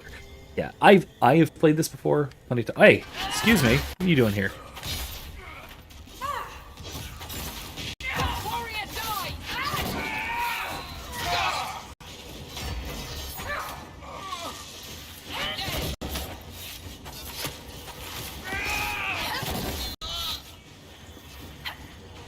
Anyway. So I've played this before, but I'm assuming that there's at least some people who may be watching this who haven't, so I don't want to do too many major spoilers, because that's a big one. That's one of those really big ones that would be... It's one of those big reveals that I legitimately don't want to ruin for everybody, for anybody, because it's a good one. That one and the thing with the egg. That's the other thing. That's the other big one. Documents. Prisoners of Tevinter. Spooky. Here's Storvacher. We'll pick you out in a second. Don't worry. Don't worry. In a second. Yeah, this is the Free the Bear part. Ooh. Scepter of Razgale. Cool. Ooh, and it's electricity. That might be really good for Dorian. Or it might be strictly inferior to what he currently has. I don't know. I'll check in a moment. Very appropriate for him being Tevinter, but might also be insulting to imply that it's appropriate for him, but that's okay. Insulting Dorian just a little bit is nobody minds insulting Dorian a little. Where did the torch go? It's fine. I think there's a rune at the back. Oh, hi, Mr. Bear. Oh, and he's got that, that mud crust type Avar second skin thing going on. Pretty neat. Looks cool. Free the bear.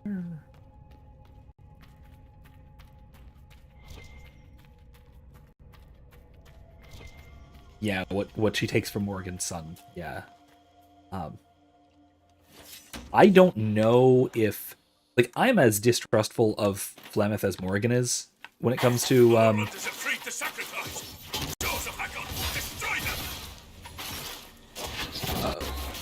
how much can I talk about this? So, okay, so remember in Origins, where Morrigan is concerned that, based on Flemeth's grimoire, that Flemeth is going to basically take over her body, gonna more or less just essence transfer into her, and that is a bad thing, and that something that she would very much like to avoid, naturally. And so she kills Flemeth, so she can't do that.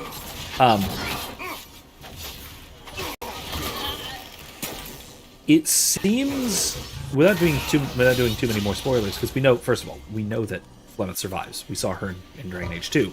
We helped her survive in Dragon Age 2, or Hawke did. Without spoiling anything major, it seems to me that Flemeth actually did mean, in a sense, to transfer herself into Morrigan. But the self that she transfers is not necessarily a taking over Morrigan's mind or Morrigan's consciousness, but it's transferring... well, you know what? And I don't... and the interesting part, and we'll talk about this more when this comes, because this is a big question. The interesting question there is whether that transfer would be reasonably considered taking over Morrigan. Because I think you can make a solid argument that it really, really is. Oh, gosh, really? Alright, let's do this while we're here. Recover enchanted skulls.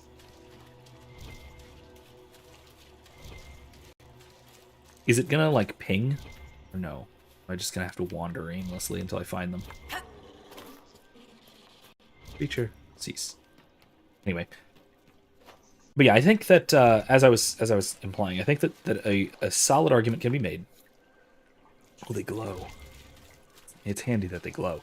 A solid argument can be made that what Flemeth was attempting to do, she saw as benevolent.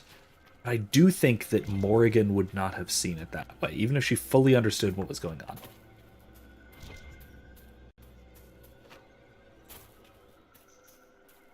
Now, as for what she does with Morrigan's son, we'll talk about that when we get to it as well. But again, that's another point where I don't know if well, I mean, even fully understanding what's going on, I don't know if Morrigan would be even the least bit okay with that sort of thing. But again, I also don't know if she's upset about it out of love for her son, concern for what's best for him, or if she's worried about it for what power it will give to Morrigan, or what power it will give to Flemeth, and what power Morrigan will lose out of the fact. So, I don't know. It's a very complex interaction between the two of them, and I look forward to seeing how they develop that moving forward into Dragon Age 4. Sorry, into Dragon Age: The Red Wolf. And then says, "Bear join the Inquisition." Wait, you can do that? I did not realize that you could do that. Oh, man. Well, I mean, okay, so the bear needs to go back to Stone Bear Hold. It needs to. Like, there's no real option. It's got to go back to the hold. As far as I'm concerned, any alternative to that is like, deeply disrespectful to a major ally. I wouldn't want to do that. And that poor bear. I mean, it's gotta stick around to the people that care about it, right? Beyond that, I do think that that is an interesting point. If it can join the Inquisition,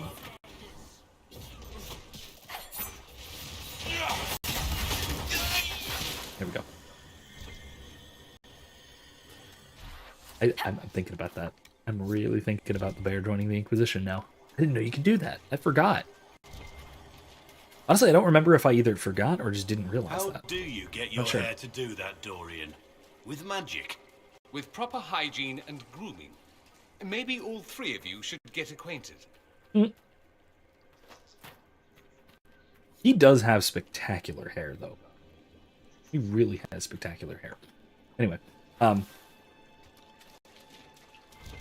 my hair won't do that, sadly. My hair falls too flat. It's too thin. It's too, not thin, too fine. I keep it short, typically. Okay, where's this last skull? One last spooky skull I need to take care of. Hi there, mage.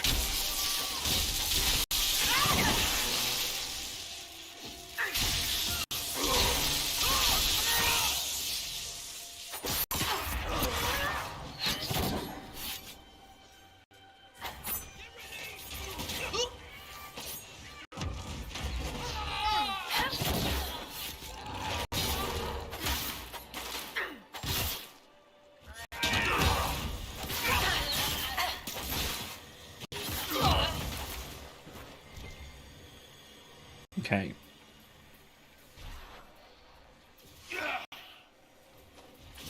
Oh. We seem to have angered a Tusket. Or scared one, I don't know which. One down. Eileen says my husband's balding on top. He's got this little tuft in front, but not much longer he'll want me to shave it. I don't blame him. When I really start balding, I'm probably gonna shave my head. Even though I got a kind of weird shaped head, but whatever. I'm sure it'll be fun. Yeah, no, it's strange because my whole my mom's whole side of the family have like full heads of hair. So I probably won't lose my hair. If anything, I'll have, like receding hairline kind of thing, the Italian way. But not so much that patch kind of thing. But on the other hand, most of my dad's whole side of the family, with the exception of my dad, do have that crown bald patch. So who knows? Who knows? It's supposed to go on your mother's side, from everything I've ever heard, but you never know. Genetics are weird. Environmental factors are weird. Wearing headphones like this all the time is weird. I don't know. We'll see. We'll see. And yeah, once I really start going bald, I'm probably either gonna well, to the extent that my wife will permit it to be so, do weird experiments with styles that might work with balding. Like maybe do a monk's tonsure kind of thing. That could be fun. There's no way that's gonna happen, but it would be fun. Or just shave it. Just go with just the beard.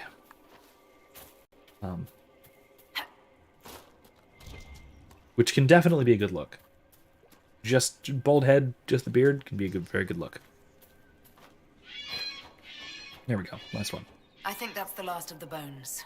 Cool. What were the Jaws of Hakkon doing with this magic? Perhaps the Something Avar in evil. Stonebear can tell us. I suspect it was something evil.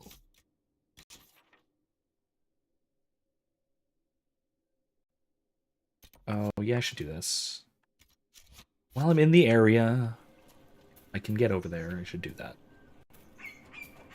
This is interesting. Is this a way through or no? No, this doesn't actually go up. Okay, never mind.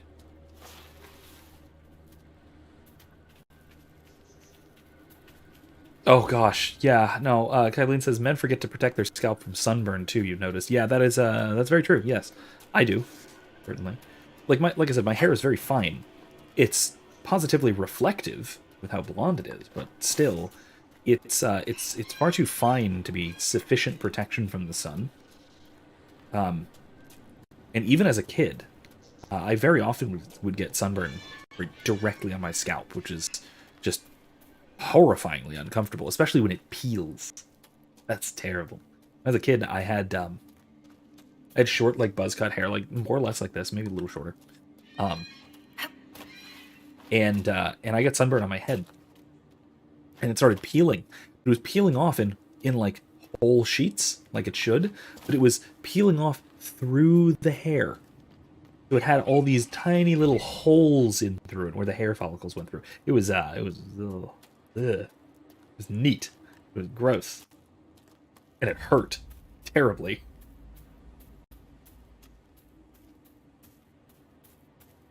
It also did not help that for a long period of my youth, I had a mohawk. So just the only part was the mohawk. Everything else I shaved. I had like a buzzer that I'd go, not quite every day, but at least once or twice a week. It'd buzz back over the sides. So that was... Ooh, here we go. I love these. Everybody can see it.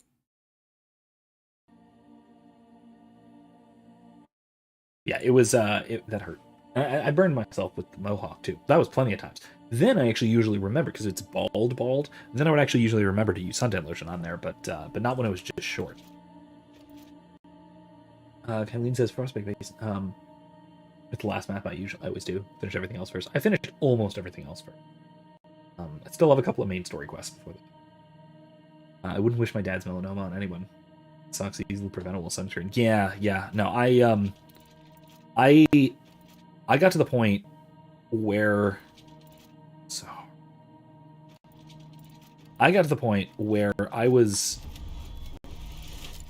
I had so many sun burn and such problems that I got to the point where I avoided the sun and was so I would probably even just say obsessive about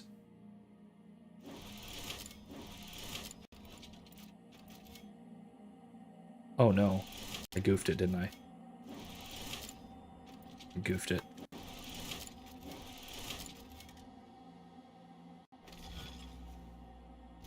There. Now I can do it. Anyway, I was so obsessive about staying out of the sun that I would either stay out of the sun or put on sunscreen to the point where I had a pretty significant vitamin D deficiency. Just do.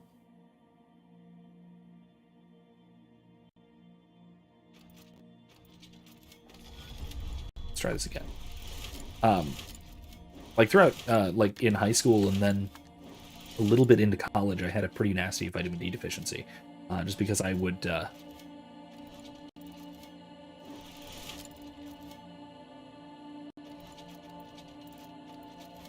I would avoid the sun so almost obsessively. This one's hard. Eileen says I buy my hubby new hats. That works okay. Yeah, I just fairly recently got this. Pretty nice hat. Straw. Great for outside. It has these vents on the sides, which is really something quite strange to get used to. Because, like, you're not used to having airflow on the top of your head when you're wearing a hat. Or at least I'm not. It's kind of extremely strange, but it's really cool. So if I go here...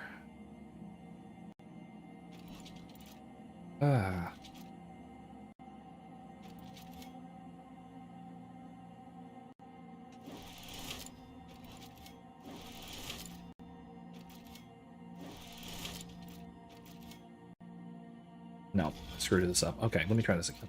Start over. That one's not actually a Stetson, it's a...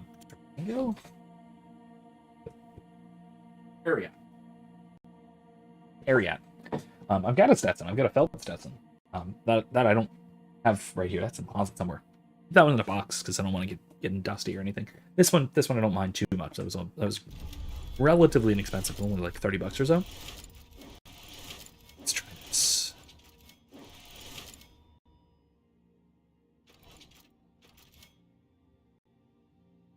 So if I do like...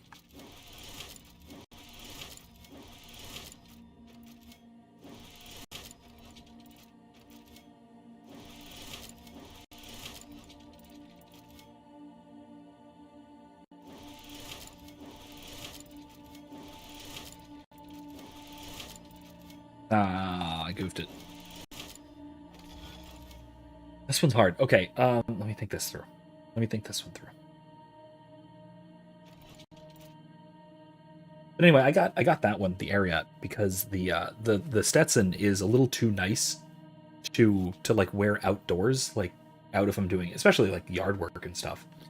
That thing's fantastic. Or like, or if I go like fruit or berry picking, which is a thing we love to do with, especially out with kids. But that means there's not a lot of shade, so you need to cover the head.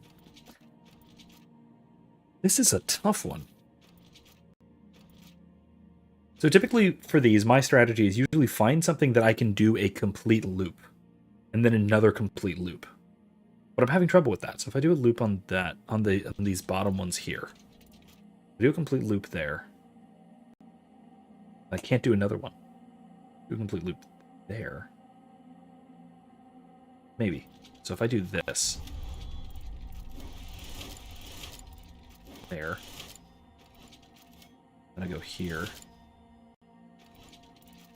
I go here. I think I can do this as a complete loop. Let's try that. And then I would need to do that. Yeah, I think I got it. Okay, I think I got it.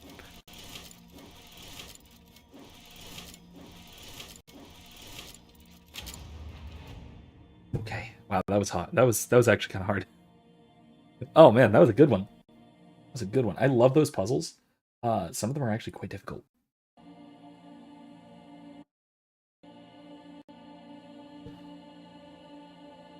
Yeah, Kylene says the one tiny, small, thin triangle to the far left messed me up until I left the top of it open.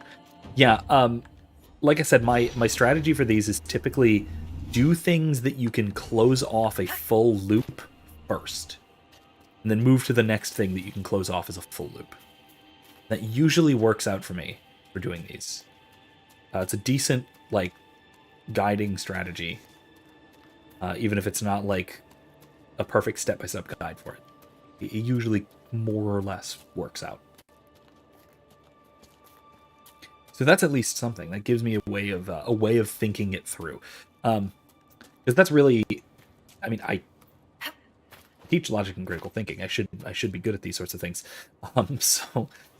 Usually when you're working through some kind of a logic puzzle, the way to do it is to think through a strategy for how to think it through.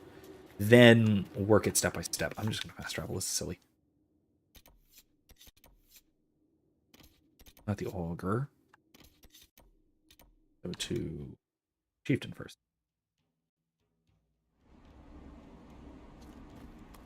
Because that's actually what you would do as well if you're doing like a proof or a derivation in formal logic as well. Because if you're doing a proof or a derivation or something in formal logic, you need to know what you're aiming at. And to know what you're aiming at, that means that you're going to know what assumptions to make, what formulas to use, what equivalencies to introduce, what variables to change and move things around. Because you have to move the formulas around. You have to change them to different forms and different types, finding equivalents and stuff like that, so that you can get from point A to point B, basically, or point A to point Z. And most logic and reason puzzles work like that. Oh, have I seen the crazy Sudoku puzzles with only 4 numbers on the whole map? I've not. I'm bad at Sudoku. Primarily because I haven't found a way of applying this kind of methodology to it. I'm comparatively bad at Sudoku. I'm fairly decent at the Remdoku puzzles, the remnant ones from drinking Hakkonite chicken crabs. Thank you. That's a great insult.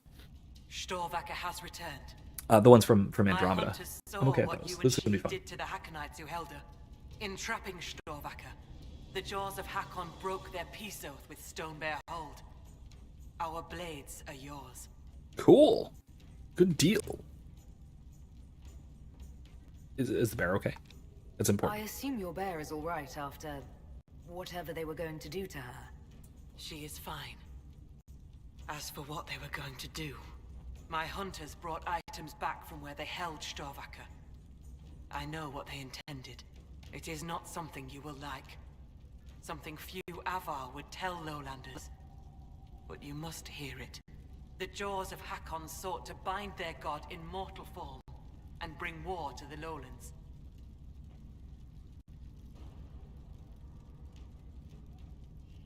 So, have Hakkon possess a bear? Great. Sounds like a wrath demon possessing a bear. I want to see it. Like, from a very good distance, but I want to see it. Sounds really cool. God. Yes. Hakkon Winter's Breath, bringer of the cold winds of war. How do you send a god to attack someone? With much blood and many foolish rituals. Though you have given them Blood pause, magic. Of course. they will try again. Always blood magic. Ages ago, the old Jaws of Hakkon did the same. They brought their god to life to destroy the lowlands. Their foolishness lost Hakkon to all Avar. Now they would free him and begin again. What did you mean when you said that their foolishness lost Hakkon to all Avar? When they bound Hakkon to mortal form, he became blood of this world. He could hear no prayers, nor speak to the augurs. All he could do was kill. Then he vanished instead of dying, as though rendered mute. Lost for ages. If they sought to free him from mortal form, I could understand. Making him attack the lowlands is a fool's work. Oh, that's right. They bound him to a dragon, didn't they? That's right. That's much cooler than a bear, honestly. Much cooler than a bear.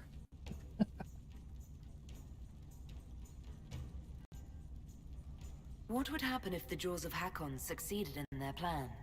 Hakkon would come to the lowlands in the form of a great beast. The Hakkonites would join him, their numbers swelled by foolish young warriors dreaming of honor names. Even if war were needed, it should not be like that. With gods wreaking havoc in blood-soaked fields. The gods should stay where they belong. In the Fade, I take it. I hope that's what that means. Or here, physically? I don't know. Open to interpretation. As for my book list, my actual reading list, I am going nicely and slowly through The Lord of the Rings still. I'm into The Return of the King. Never deep into it. Not too deep into it. About there. So I'm getting my way through. It's been probably 10 years since I've actually read the trilogy, so I'm due for it. I've read the Silmarillion twice since. Well, seems about the right time. And especially with the Rings of Power coming out and all that, which I'm honestly at this point I'm probably not going to watch, at least not right off the bat, until I hear from a lot of people that it's actually very, very good and all of our fears were for naught, which is unlikely. But I don't want to ruin something I love. It's the same reason I didn't watch past like episode 2 or 3 of Kenobi. I don't want to ruin a character that I love so much. Galadriel. I love Galadriel and Elrond the Smaller, two of my favorite characters in Lord of the Rings. But you know, I don't want to see that. But anyway, we'll see. We'll have to see. But yeah, I'm working through the Lord of the Rings. The Dragon Age novels are on the list somewhere. It goes Lord of the Rings. I want to finish the trilogy, and I read fiction very slowly. It's kind of a problem I have because I can read nonfiction like lightning fast because I learned to speed read, taught myself speed read, and I learned a skill which is crucial in academia to skim, not just speed read for content, but actually skim, like read for pulling information out. But I don't want to do. Excuse me. I don't want to do that for like leisure reading, for reading a novel. I like to sit out on the porch, maybe a glass of beer, maybe a pipe, and just relax and enjoy the story. And that takes a while, you know. So, I think next is after The Lord of the Rings. After I finish, I think next on my list is the Wheel of Time series, which is something that I've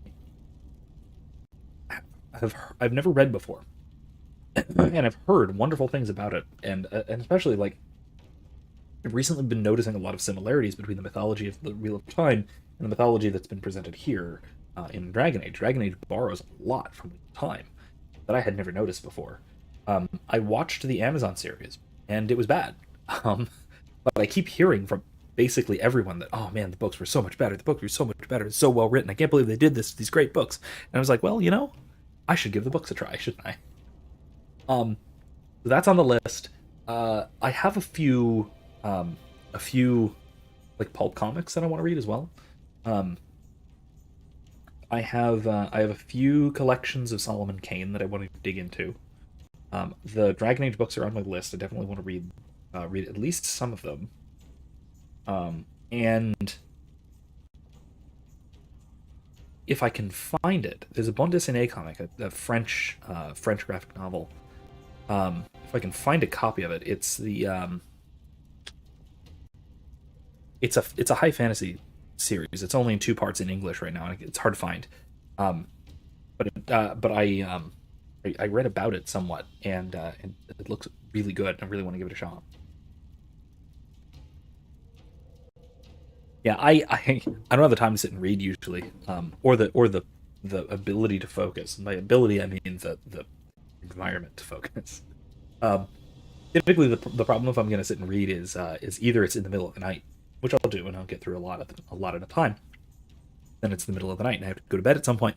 Or I'll be reading my book. I'll be reading the book and also, playing with the kids. So I'll read a page or two. I'll go throw a ball around. I'll read a page or two. I'll get splashed with water from the pool. I'll read a page or two. That kind of thing. So that's a little bit slow going, but that's all right. Or I'll read a page or two, play with the kids for a bit, go back a page because I want to reread a section because I got distracted. That kind of that slows things up a bit. But yeah, that's so I got a list of things. I cannot remember for the life of me what that comic was. It was recommended. I first encountered it recommended by Razorfist, who's been who did a whole video recently, like last week, on a bunch of bande dessinée comics, a bunch of originally French comics on some fantasy stuff, some sci-fi stuff, some westerns. Westerns I might be interested in. Some of those I'm looking into. Blueberry is the series that looks good. But I'll see if I can link that in the description afterwards.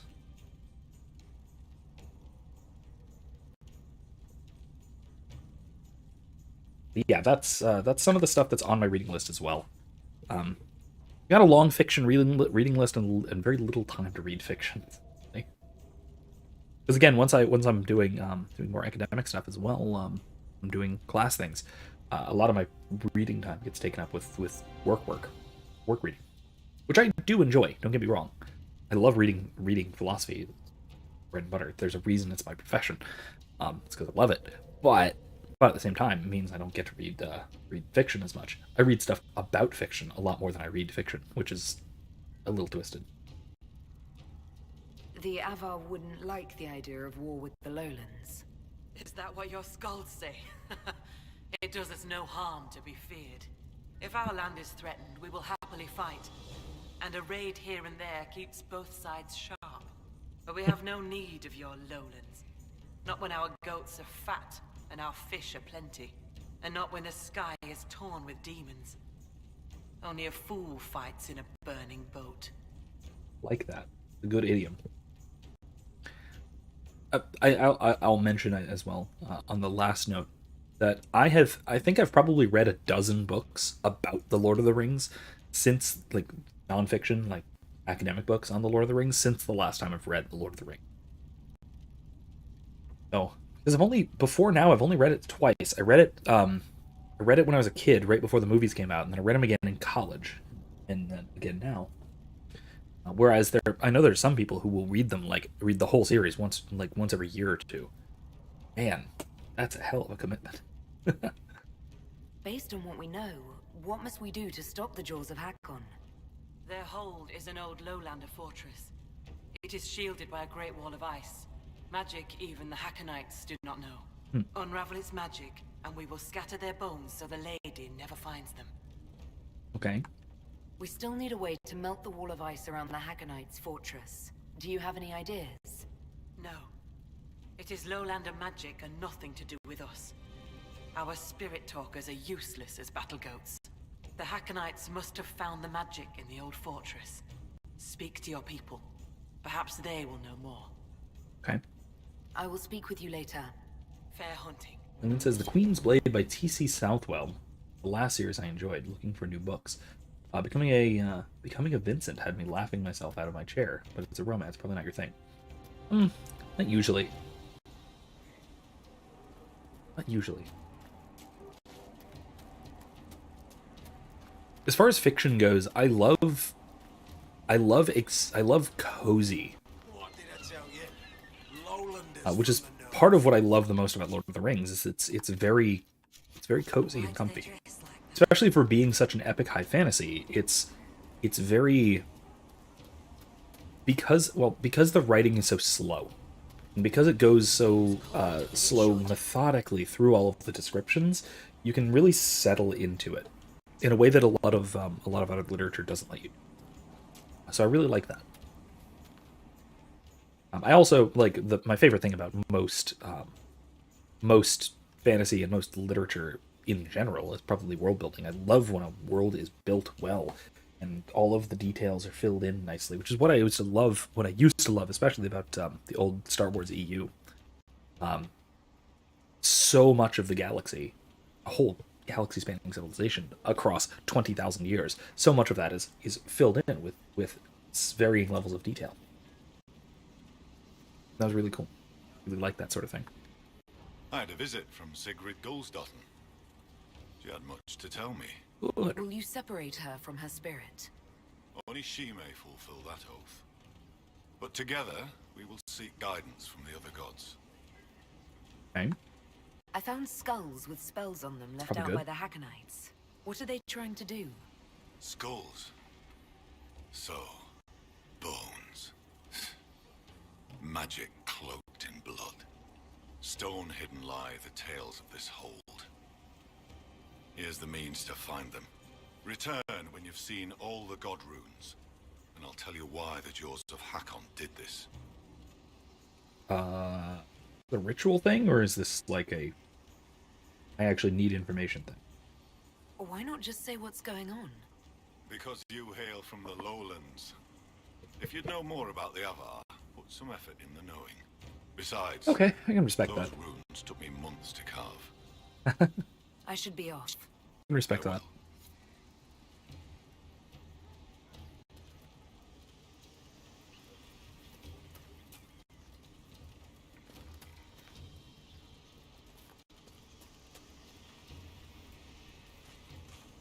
Was it outside?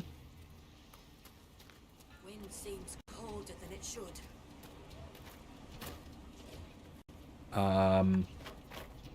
I lit the veil fire. Now what?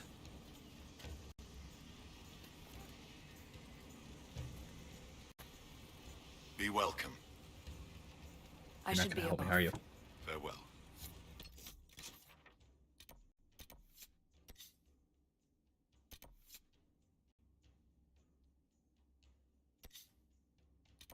Something in this hut. Gotta be, right? Maybe it is outside. I didn't see it.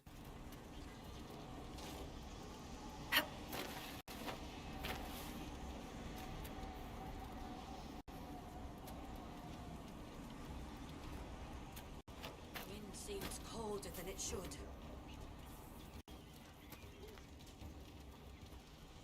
I can hear the whispering.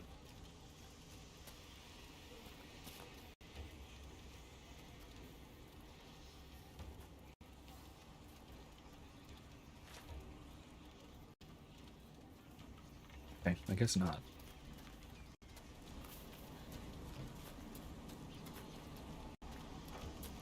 I need to go to the other location. That might do it.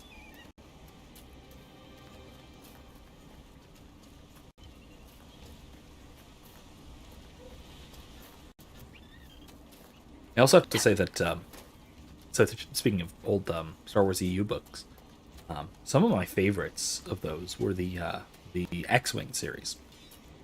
Mostly because of just how incredibly pulpy they were. They're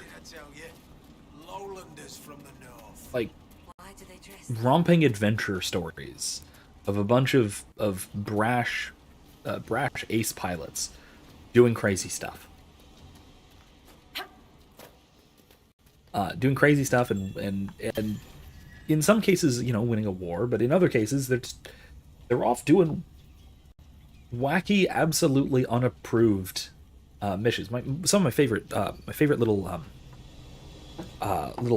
arc was I think it was Isard's Revenge was the book, where because the New Republic refuses to declare war on Isani Isard, one of an imperial remnant warlord, basically, the pilots of Rogue Squadron all resign their commissions, buy their X-wings from the New Republic, and just fly missions on their own, completely unapproved, and they have to deal with it, and they have to deal with the irritating consequences of all that. And it's cool. It's a really good little story element that's basically just, resigning their commissions, but it's a tired old cop movie trope, but it's handled really well. It's really enjoyable. That whole series is just delightful. It's probably my favorite series from of Star Wars novels. And yes, that even includes things like the Thrawn trilogy, which is good. Don't get me wrong, very good. But I like the light-hearted adventure stuff of things like Rogue Squadron. It's still a war story. Where'd the sound go? It might be on your end. Let me try. Let me see what I can do.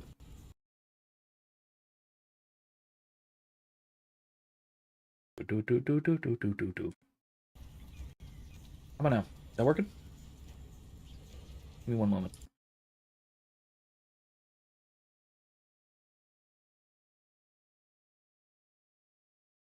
Okay. I'm not seeing any errors or anything on my end. It says Soul Keepers by G.P. Ching. Christian series I really enjoyed. Even hobby like them. Very unique concept. Okay. Well, look. I'm not sure when I will get around to it, but write that down. Soul Keepers Ching.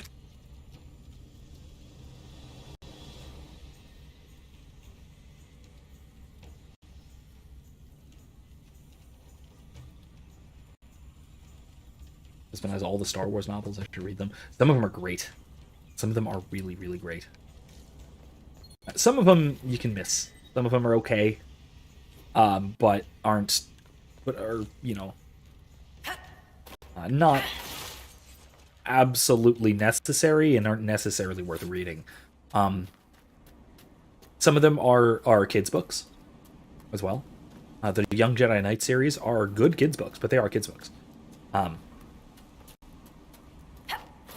So that's one to keep in mind. But some of them, my favorites are... So the Thrawn trilogy is very good. Everybody says it's very good. Everybody's right. They're great. My favorites are the Rogue Squadron series. There's 8 of them, I think. The New Jedi Order series, I think, gets a bad rap because that's the one that involves the Yuuzhan Vong invasion, which a lot of people have heard of, the extragalactic invaders that use biotechnology and stuff like that. That was actually really good. It was well-written, long, drawn-out war campaign story, heavily involving the Jedi. Then a lot of the series after that point were anywhere between good and really good. I typically don't recommend the Legacy comics, and also there were a couple of tie-in novels as well. They take place a couple of generations later, and they're not... I didn't like those as much. Likewise with the Dark Empire series, which was... I think it was all... was it all comics? I don't remember if there were any books involved in that. I think that was all comics, and I did... Again, it's what they used as inspiration for The Rise of Skywalker. And by inspiration, I mean they copied large sections of it whole cloth, but did it somehow worse than some of the worst parts of the EU. Which was Dark Empire was not great. I found all the Veil fire runes around the village. They're all in one spot. What do you take as the purpose of the tale?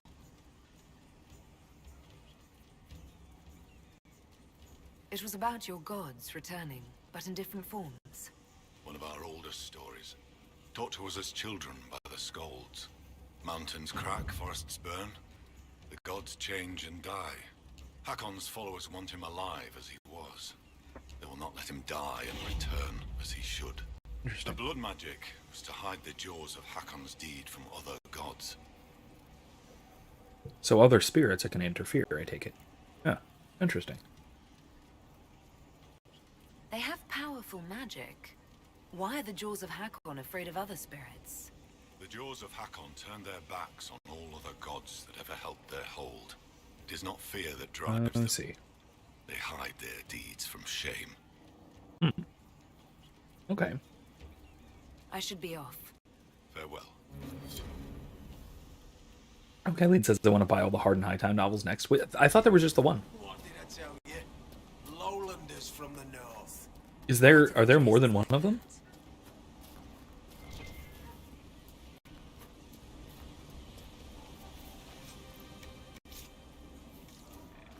Also, I have a gripe about Heart and Hightown that Steve Bloom, Eric's voice actor, that he didn't actually record the audiobook for it. So long as they're wet. I'm so disappointed that he didn't. Mostly because he's great. He's a fantastic voice actor, and then also beyond just being a fantastic voice actor, it's his character, and it's his voice that the novels are in, more or less. And so, they did that little promotional thing where they had him read a section from it, but not the whole thing. And that little section is on YouTube. You can find it, and it's I'm just gonna wait. That's fine. Go for passives. But you can do that. But he did this the little section, and it's like giving us a little teaser, which is just not fair because it was so good. I wish that if he had, well, let me put it this way: if he had done the audiobook, the whole thing, I would buy it in an instant, no hesitation, because that would be so fantastic. But unfortunately, not. Yeah, I also am eventually. I keep saying this. I swear I'll do it eventually. I really will. I will eventually actually record an audiobook version of Heart and Hightown. Or at least the Codex entry version. Inquisitor. Because it'll be at least something. Here, an offering for your father. From you. Inquisitor, I can't. Consider my gift to the Hold a gift to you. Though perhaps don't spread that around. But the Huntmaster said he'd accept an offering from the hand that gave it. I don't know what to say. Thank you. You're I'll welcome. let you rest. Lady keep you. Nice. Let's go talk to the Arena Master.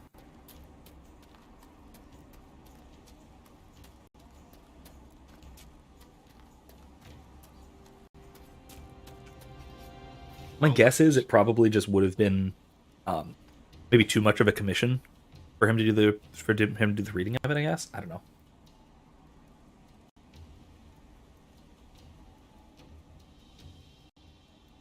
The Inquisition has brought an offering to enter your trials.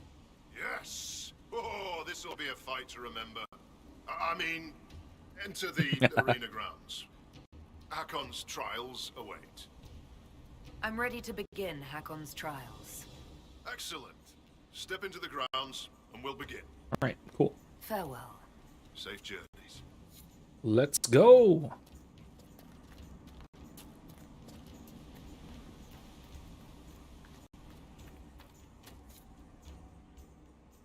We just have to survive. Okay, let's do it. Let's survive.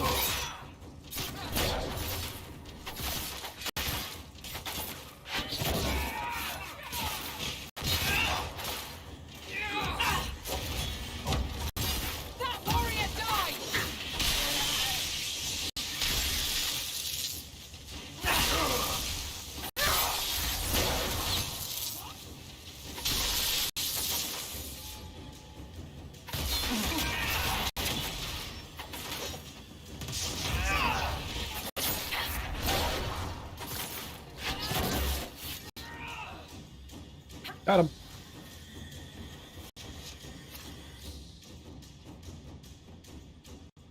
Oh, next. Okay, round 2.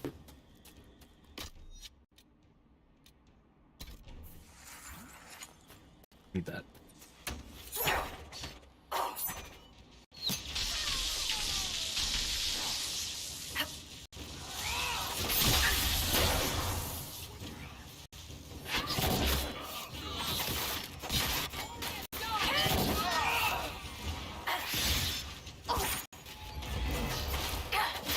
Dorian, really?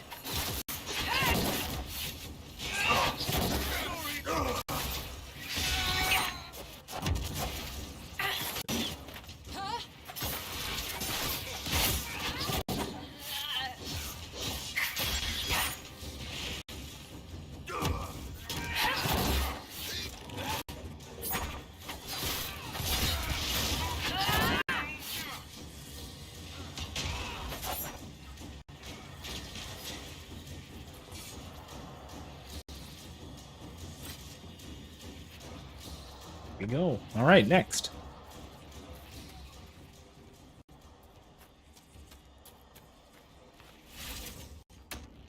I mentioned earlier, but I keep giving thumbs ups, so I'll mention again that that I kind of cut off the tip of my left thumb the other day. Just barely the edge, just like a little up layers of skin, nothing too big deal. But enough to be severely uncomfortable.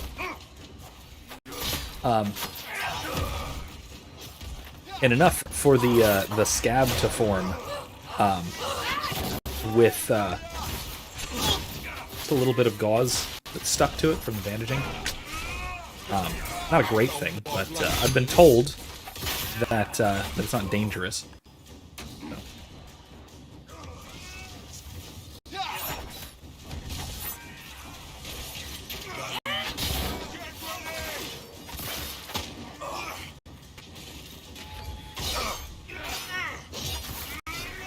Ooh, jeez, that's not good.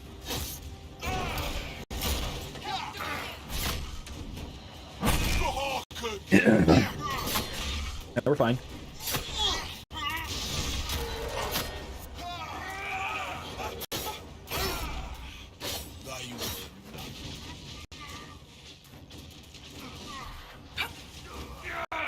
Oh, that's why I can't move.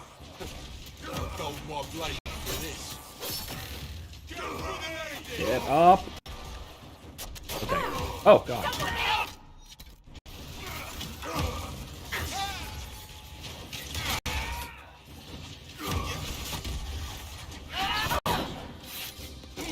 Kidding me.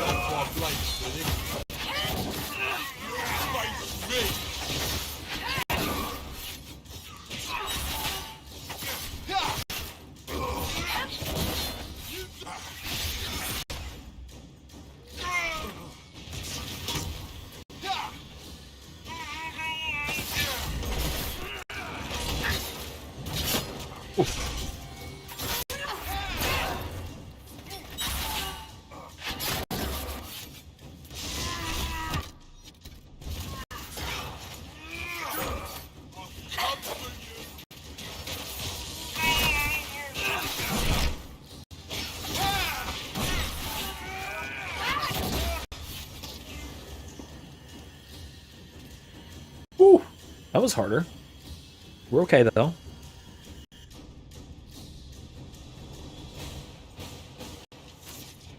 Alright, last round. Yeah, I can understand why that was the last round. That was really hard. That was a rough one. Alright. What a fight! That maneuver. Well, you saw well fought, Inquisitor. Alright. Farewell. Safe journeys. Right, we have one more thing to do to impress the hold. What is this? Ah, yes, that's it. That's the last one. I hope this doesn't just kill me. Nah, I'll be fine.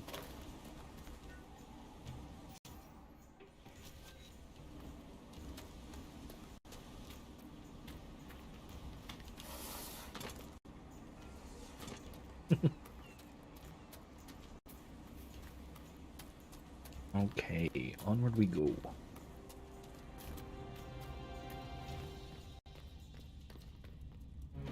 I'm told our huntmaster prepares an offering from Finn Coldenson. Nothing more's been said. I will only thank you for paying hospitality to an invalid. I must complete the preparations. A strange turn of events may not make Colden's journey any easier. The gods measure both outcome and the actions, or deceptions, behind it. I should be off. But no deception. Keep you. Just, you know. Okay, actually, no, that was kind of a deception. Kind of one of those open secret type things, I suppose. Okay, so we've helped them. Sufficiently, I think. Right? Oh, right, now we have to get away, find a way to get to the island. So let's speak to the chieftain before we leave. And a half an hour left, so I don't want to do the next major, I don't want to do the next main part of this, which is going to the island. I don't want to do that just yet. Soon, maybe next week. Welcome, so long as their weapons stay sheathed. Let's see what she has to say. Have you found a way through that wall of ice around the Hakkonites' old fortress? Oh, no, I have not. I will speak with you later. Walk with the lady's blessing. Alright, well, in that case.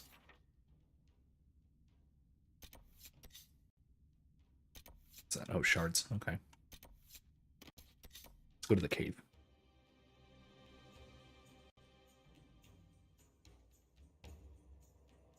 Yeah, I mean, I think you're right that if even like regardless of what commission he would have asked for, it definitely would have paid for itself and then some.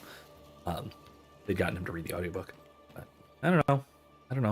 I'm sure there's a reason behind it, even if it wasn't a great reason. There's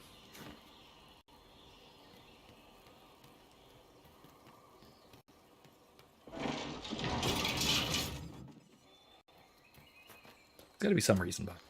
Who knows?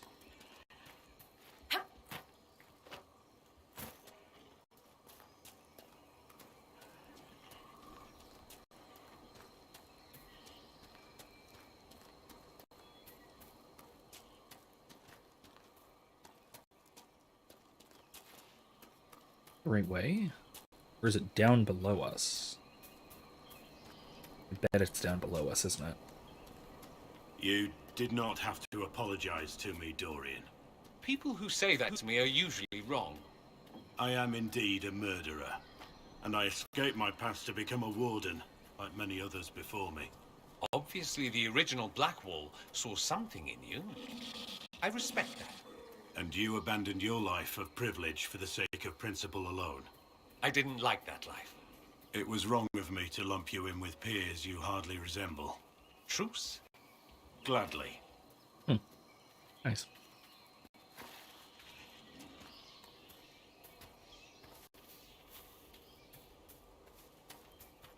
feel like Dorian develops a lot through character banter. Like probably more so than he does in like actual conversations and discussions and stuff.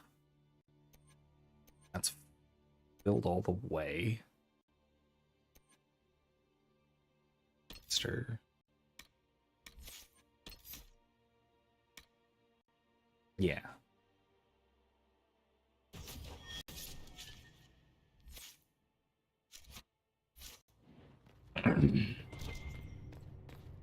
Also, everyone is to the point where... everyone's basically to the point, like all of my characters are basically to the point where I don't need any more active abilities. And I'm just chasing things I'm just going through things for the passives. Nothing that they actually need for their proper build. Just an axe at the ground. Interesting. Okay.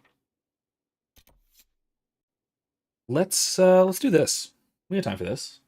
Whatever this is. I don't know exactly, but we got time for it. I think.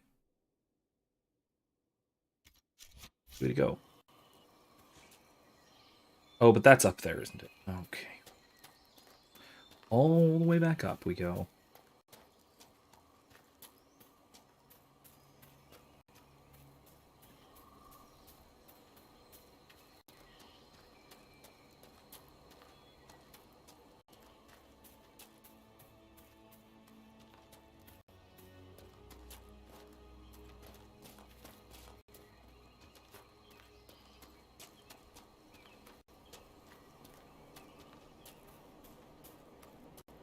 Okay.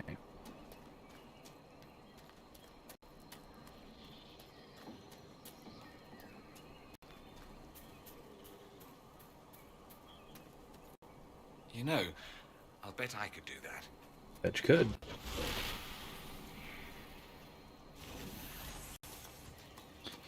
Now, does that mean that there is a rune around here somewhere?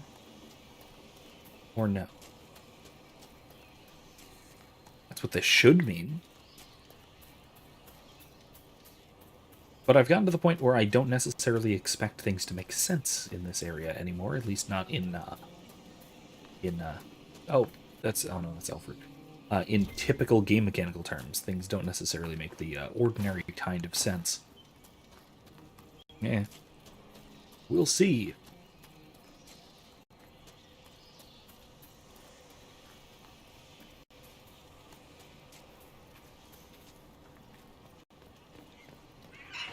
Yeah, that ain't it. That's what we're gonna have to do eventually. We're gonna have to figure it, because I think those have to do with melting the ice wall, if I remember correctly.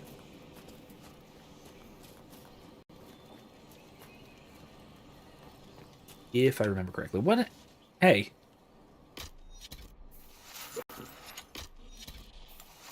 Ridiculous. Why? Why?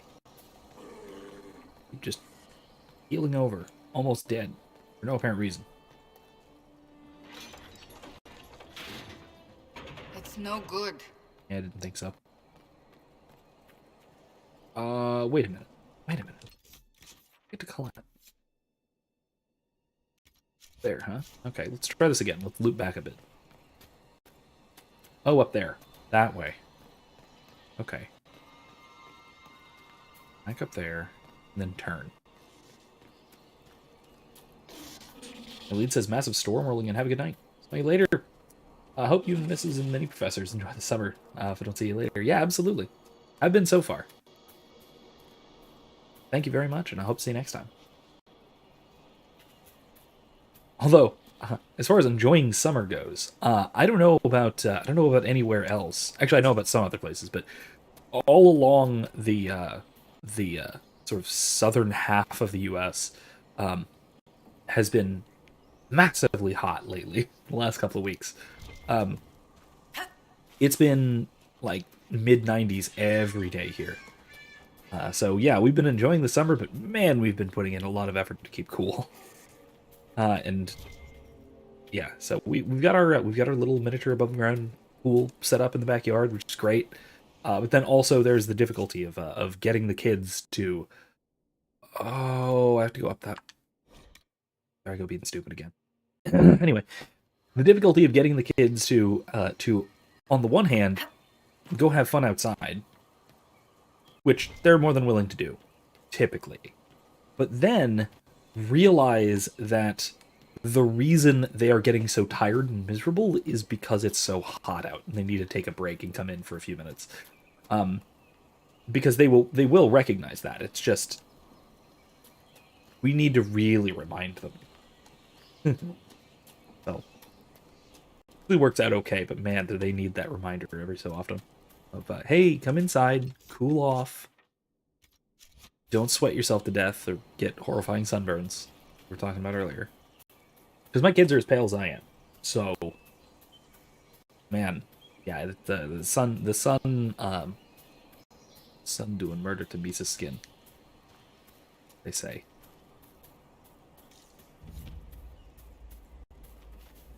Anderson Pass, huh? The ancient Imperium did like to leave a mark. I wonder how long they stayed. This must be the place Kenrick's assistant was trying to reach. Yeah. Yeah, I think so.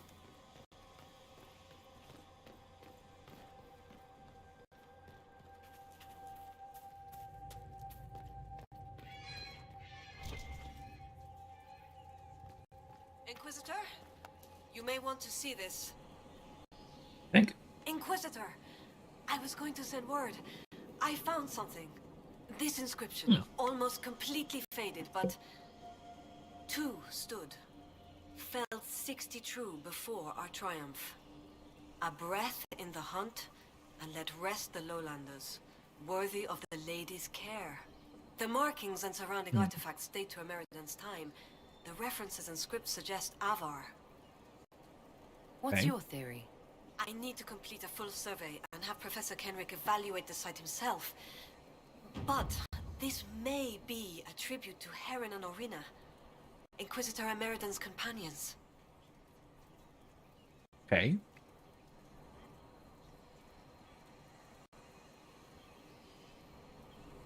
What makes you think the inscription refers to Heron and Orina? It's only a theory, but the age of the markings and surrounding artifacts match the timeline we've established for Ameridan. This about Buckles? I found glass fragments in the clay, several close. with slight veins of discoloration. Blue. Like Templar artifacts. Templars? The Templars were a new order in Ameridan's time. Given their small numbers then, few would be found outside the Chantry's reach. It's unusual to find one deep in uncharted territory, unless he traveled here for a purpose, as Heron would have. You don't think the inscription could refer to Ameridan himself? It's possible, but Ameridan would have been recognized as a leader, which the inscription might have noted out of respect. And a breath in the hunt? Why note that your hunt continues unless your remaining prey was someone important? Okay. What happened here? An encounter with ancient Avar, and not a friendly one. Ameridan and his companions were outnumbered in an unfamiliar place. If Ameridan's not here, perhaps someone bought him the time needed to keep going? If this is the resting place of Heron and Orina, it only remains because the Avar took time to honor them. Respect for a worthy adversary? It wouldn't be out of place. It does seem very Avar. What about these two? What do you know about Heron? When the Templar Order was first formed, Sir Heron was among its members.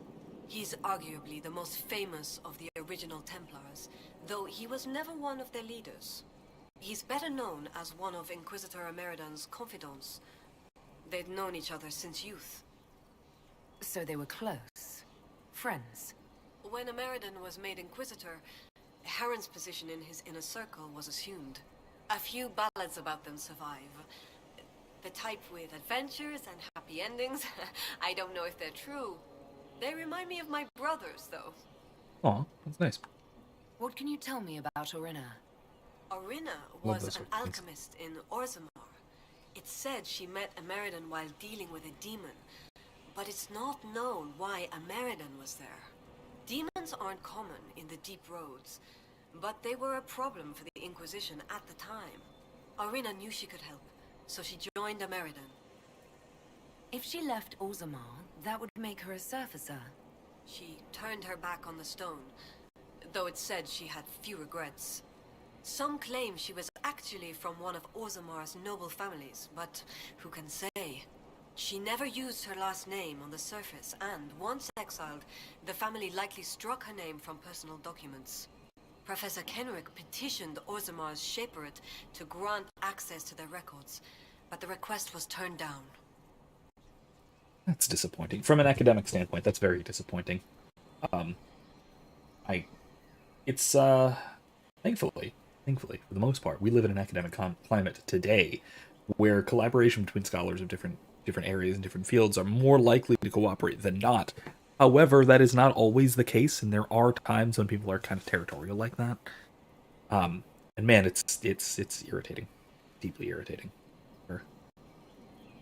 What will you do with this information? Professor Kenrick will expect detailed notes on the location, stone and clay samples, and any trace artifacts I can find. If Ameridan's history is compiled, this could be worth an entire chapter. I might get credit on the inside cover. Cool. Thank you, Colette. Inquisitor. Yeah, now that is actually a pretty big deal. Hunt of the fell wolf. The runner strode the winding road, and out of breath came she upon the bastion of the huntsman true, to make her desperate plea. A Meridan in dragon's hide, heron-clad in blessed steel, came forth to hear the tidings brought, with so much breathless zeal. Upon the lonely moors the runner cried, a loathsome beast now dwells. A day gives way to night, it strikes, all in its path it fells. 3 souls bravely led them out the darkening moor to see, as sun slipped neath the sighing heath, the hunters' guides did flee. The moon crept o'er the heather, as a terrible cry released. In silvered light the hunters saw the arrival of the beast. Favoured like a wolf it was, in size like woodman's death. Within its eyes burned eldritch fire, the fade in every breath. Swift as thought the hunters struck, the demon wolf fell back, but mortal strength alone could not prevent the beast's attack. With one huge paw the monstrous thing struck a Meridan the brave. Across the moor he flew and fell into a watery grave. Jaws like a dragon's clamped down tight round Heron's armored chest, and with the night it sped away from moonlight to the west. No living eye was there to see from peaty swamp arise a Meridan who found himself alone neath darkened skies. The shattered shield of Heron he found upon the moor.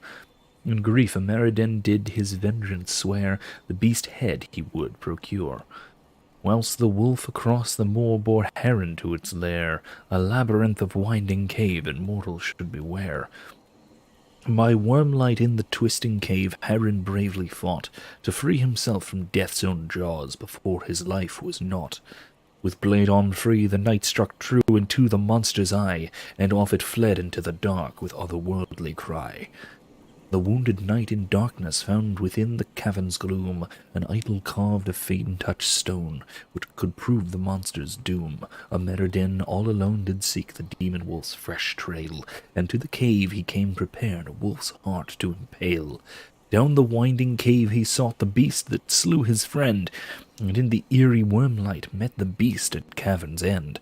With burning blade a Meridan the monster met again, whilst elsewhere did Heron valiantly with demon wards contend. As demon stone was shattered, a Meridan stuck true. Beast and spirit both felled at once, though neither hunter knew. Now wounded and in darkness, hunters separate made their way from the bottom of the cavern toward the rising light of day. A Meridan found Heron, stumbling wounded from the cave, and both rejoiced to find the other, yet free from the grave. As night passed into day, the two did tales of valor spin, and to this very day each claims that he alone did win. That was cool. I like that. That's a really good poem. That was really well put together, too. Alright, let's see. Another one? Okay, this is more notes on archaeological stuff. That's basically what she was telling us about the glass samples. Alright, anything else to do in this particular area? What do we have to do next? I mean, there's a rift over there, and that's the last one. We should probably handle that before we wrap for the night. We have 15 minutes. 15 minutes isn't too bad. So yeah, let's go over that way. Let's see if we can get rid of that rift. Then, we do another minor little thing or two before we wrap for the night. Maybe go meet up with that Orlesian adventurer over yonder, who had the that whatever that herbal concoction was that was driving off wild beasts. Meet up with him, see what he has to say, wrap up his quest, and should, I think, about take us to the end of the night. Oh my gosh, how do I get over there?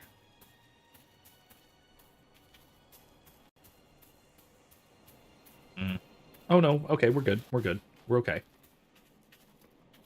This is the wrong way, but it's a way that works. So, I guess it's the right way. Counts as the right way.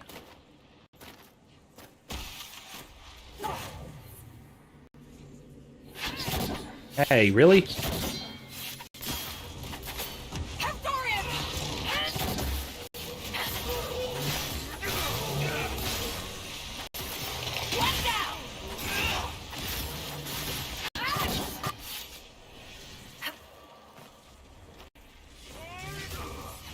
I disrupt it from anywhere, but like I have to be literally right there.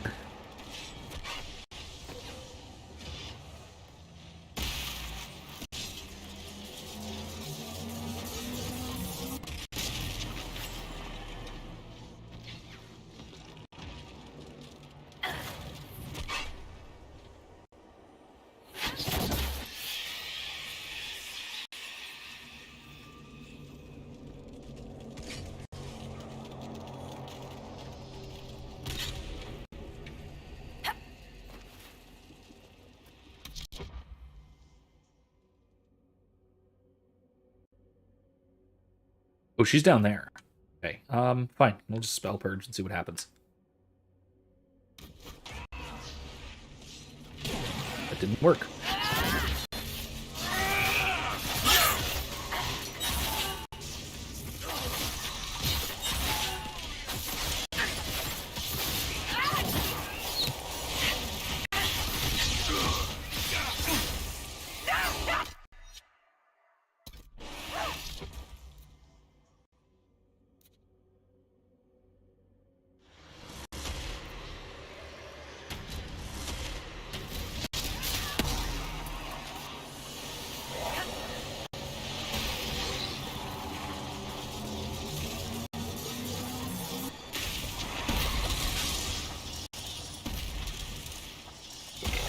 That's all of them.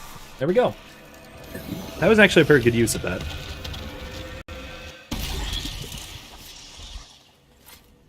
Okay, there we go. I seldom make such good use of Fade Rift, but that was a good one. It was very good. What about my my class one? I forget what it even does. The assassin focus ability? I honestly don't remember what it does. I think it just basically turns everybody invisible for a short period of time or something like that. It stealths everyone. Right? Like, I barely ever use focus abilities, which is kind of silly. I should use them a lot more. I always feel like I feel like I'm always like, it's that resource hoarding instinct.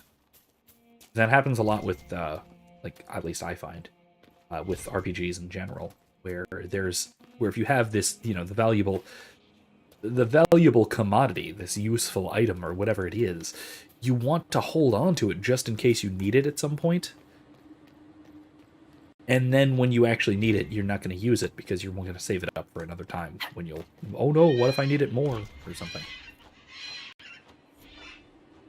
So, anyway, let me actually look and see what it does. I didn't unlock it. Oh my god. You go into stealth and your allies follow your lead. The entire party remains undetected for the duration of the effect, even while attacking. Yeah, that's not great. I don't love it. Don't love it. Don't really love it. Not at all. Okay. Alright, what do we have to do around here? We already did that. We did just about everything. There's a shard here. I could go and get that, but meh.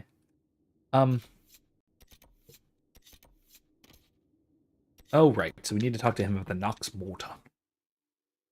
Knox Mortar. About the strange cryptid he's looking for.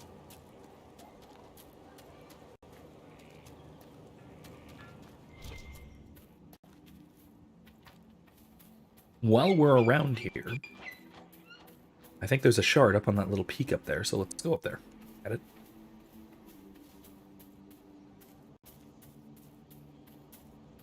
Right? Maybe?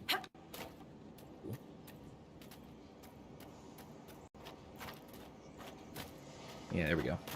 Nice. Alright.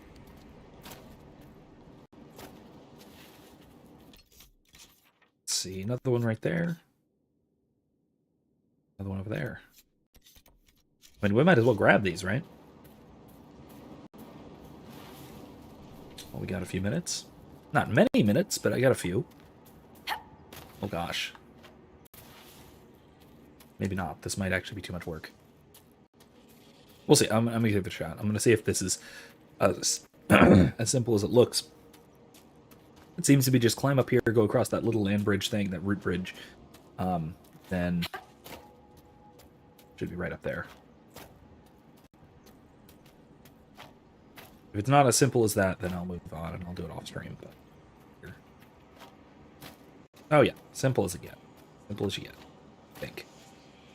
Yep, there it is. Cool.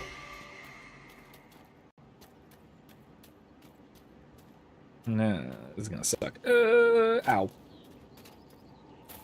My knees. My poor bones. Alright. What is on? That Dunnage Bonjour. yet lives while I was so certain of his passing.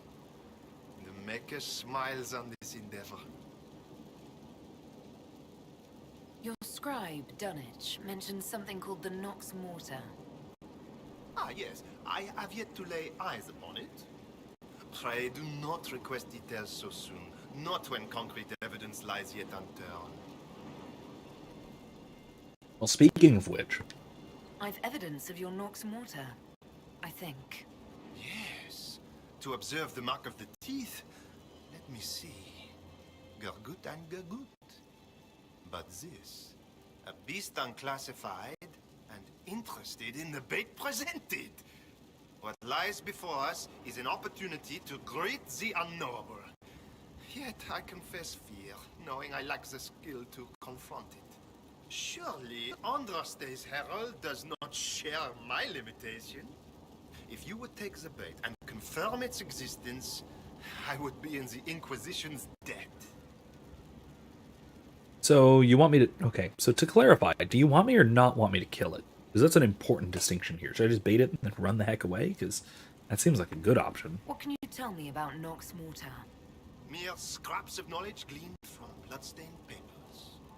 They speak of a creature enamored of shadow lurking in the darkest places. Silence pays it favor, concealing its horrid bulk until a stretched mouth takes its prey. Of course, some of my colleagues deem the beast a mere fancy. I should go. Inquisitor. Where does he want me to do this?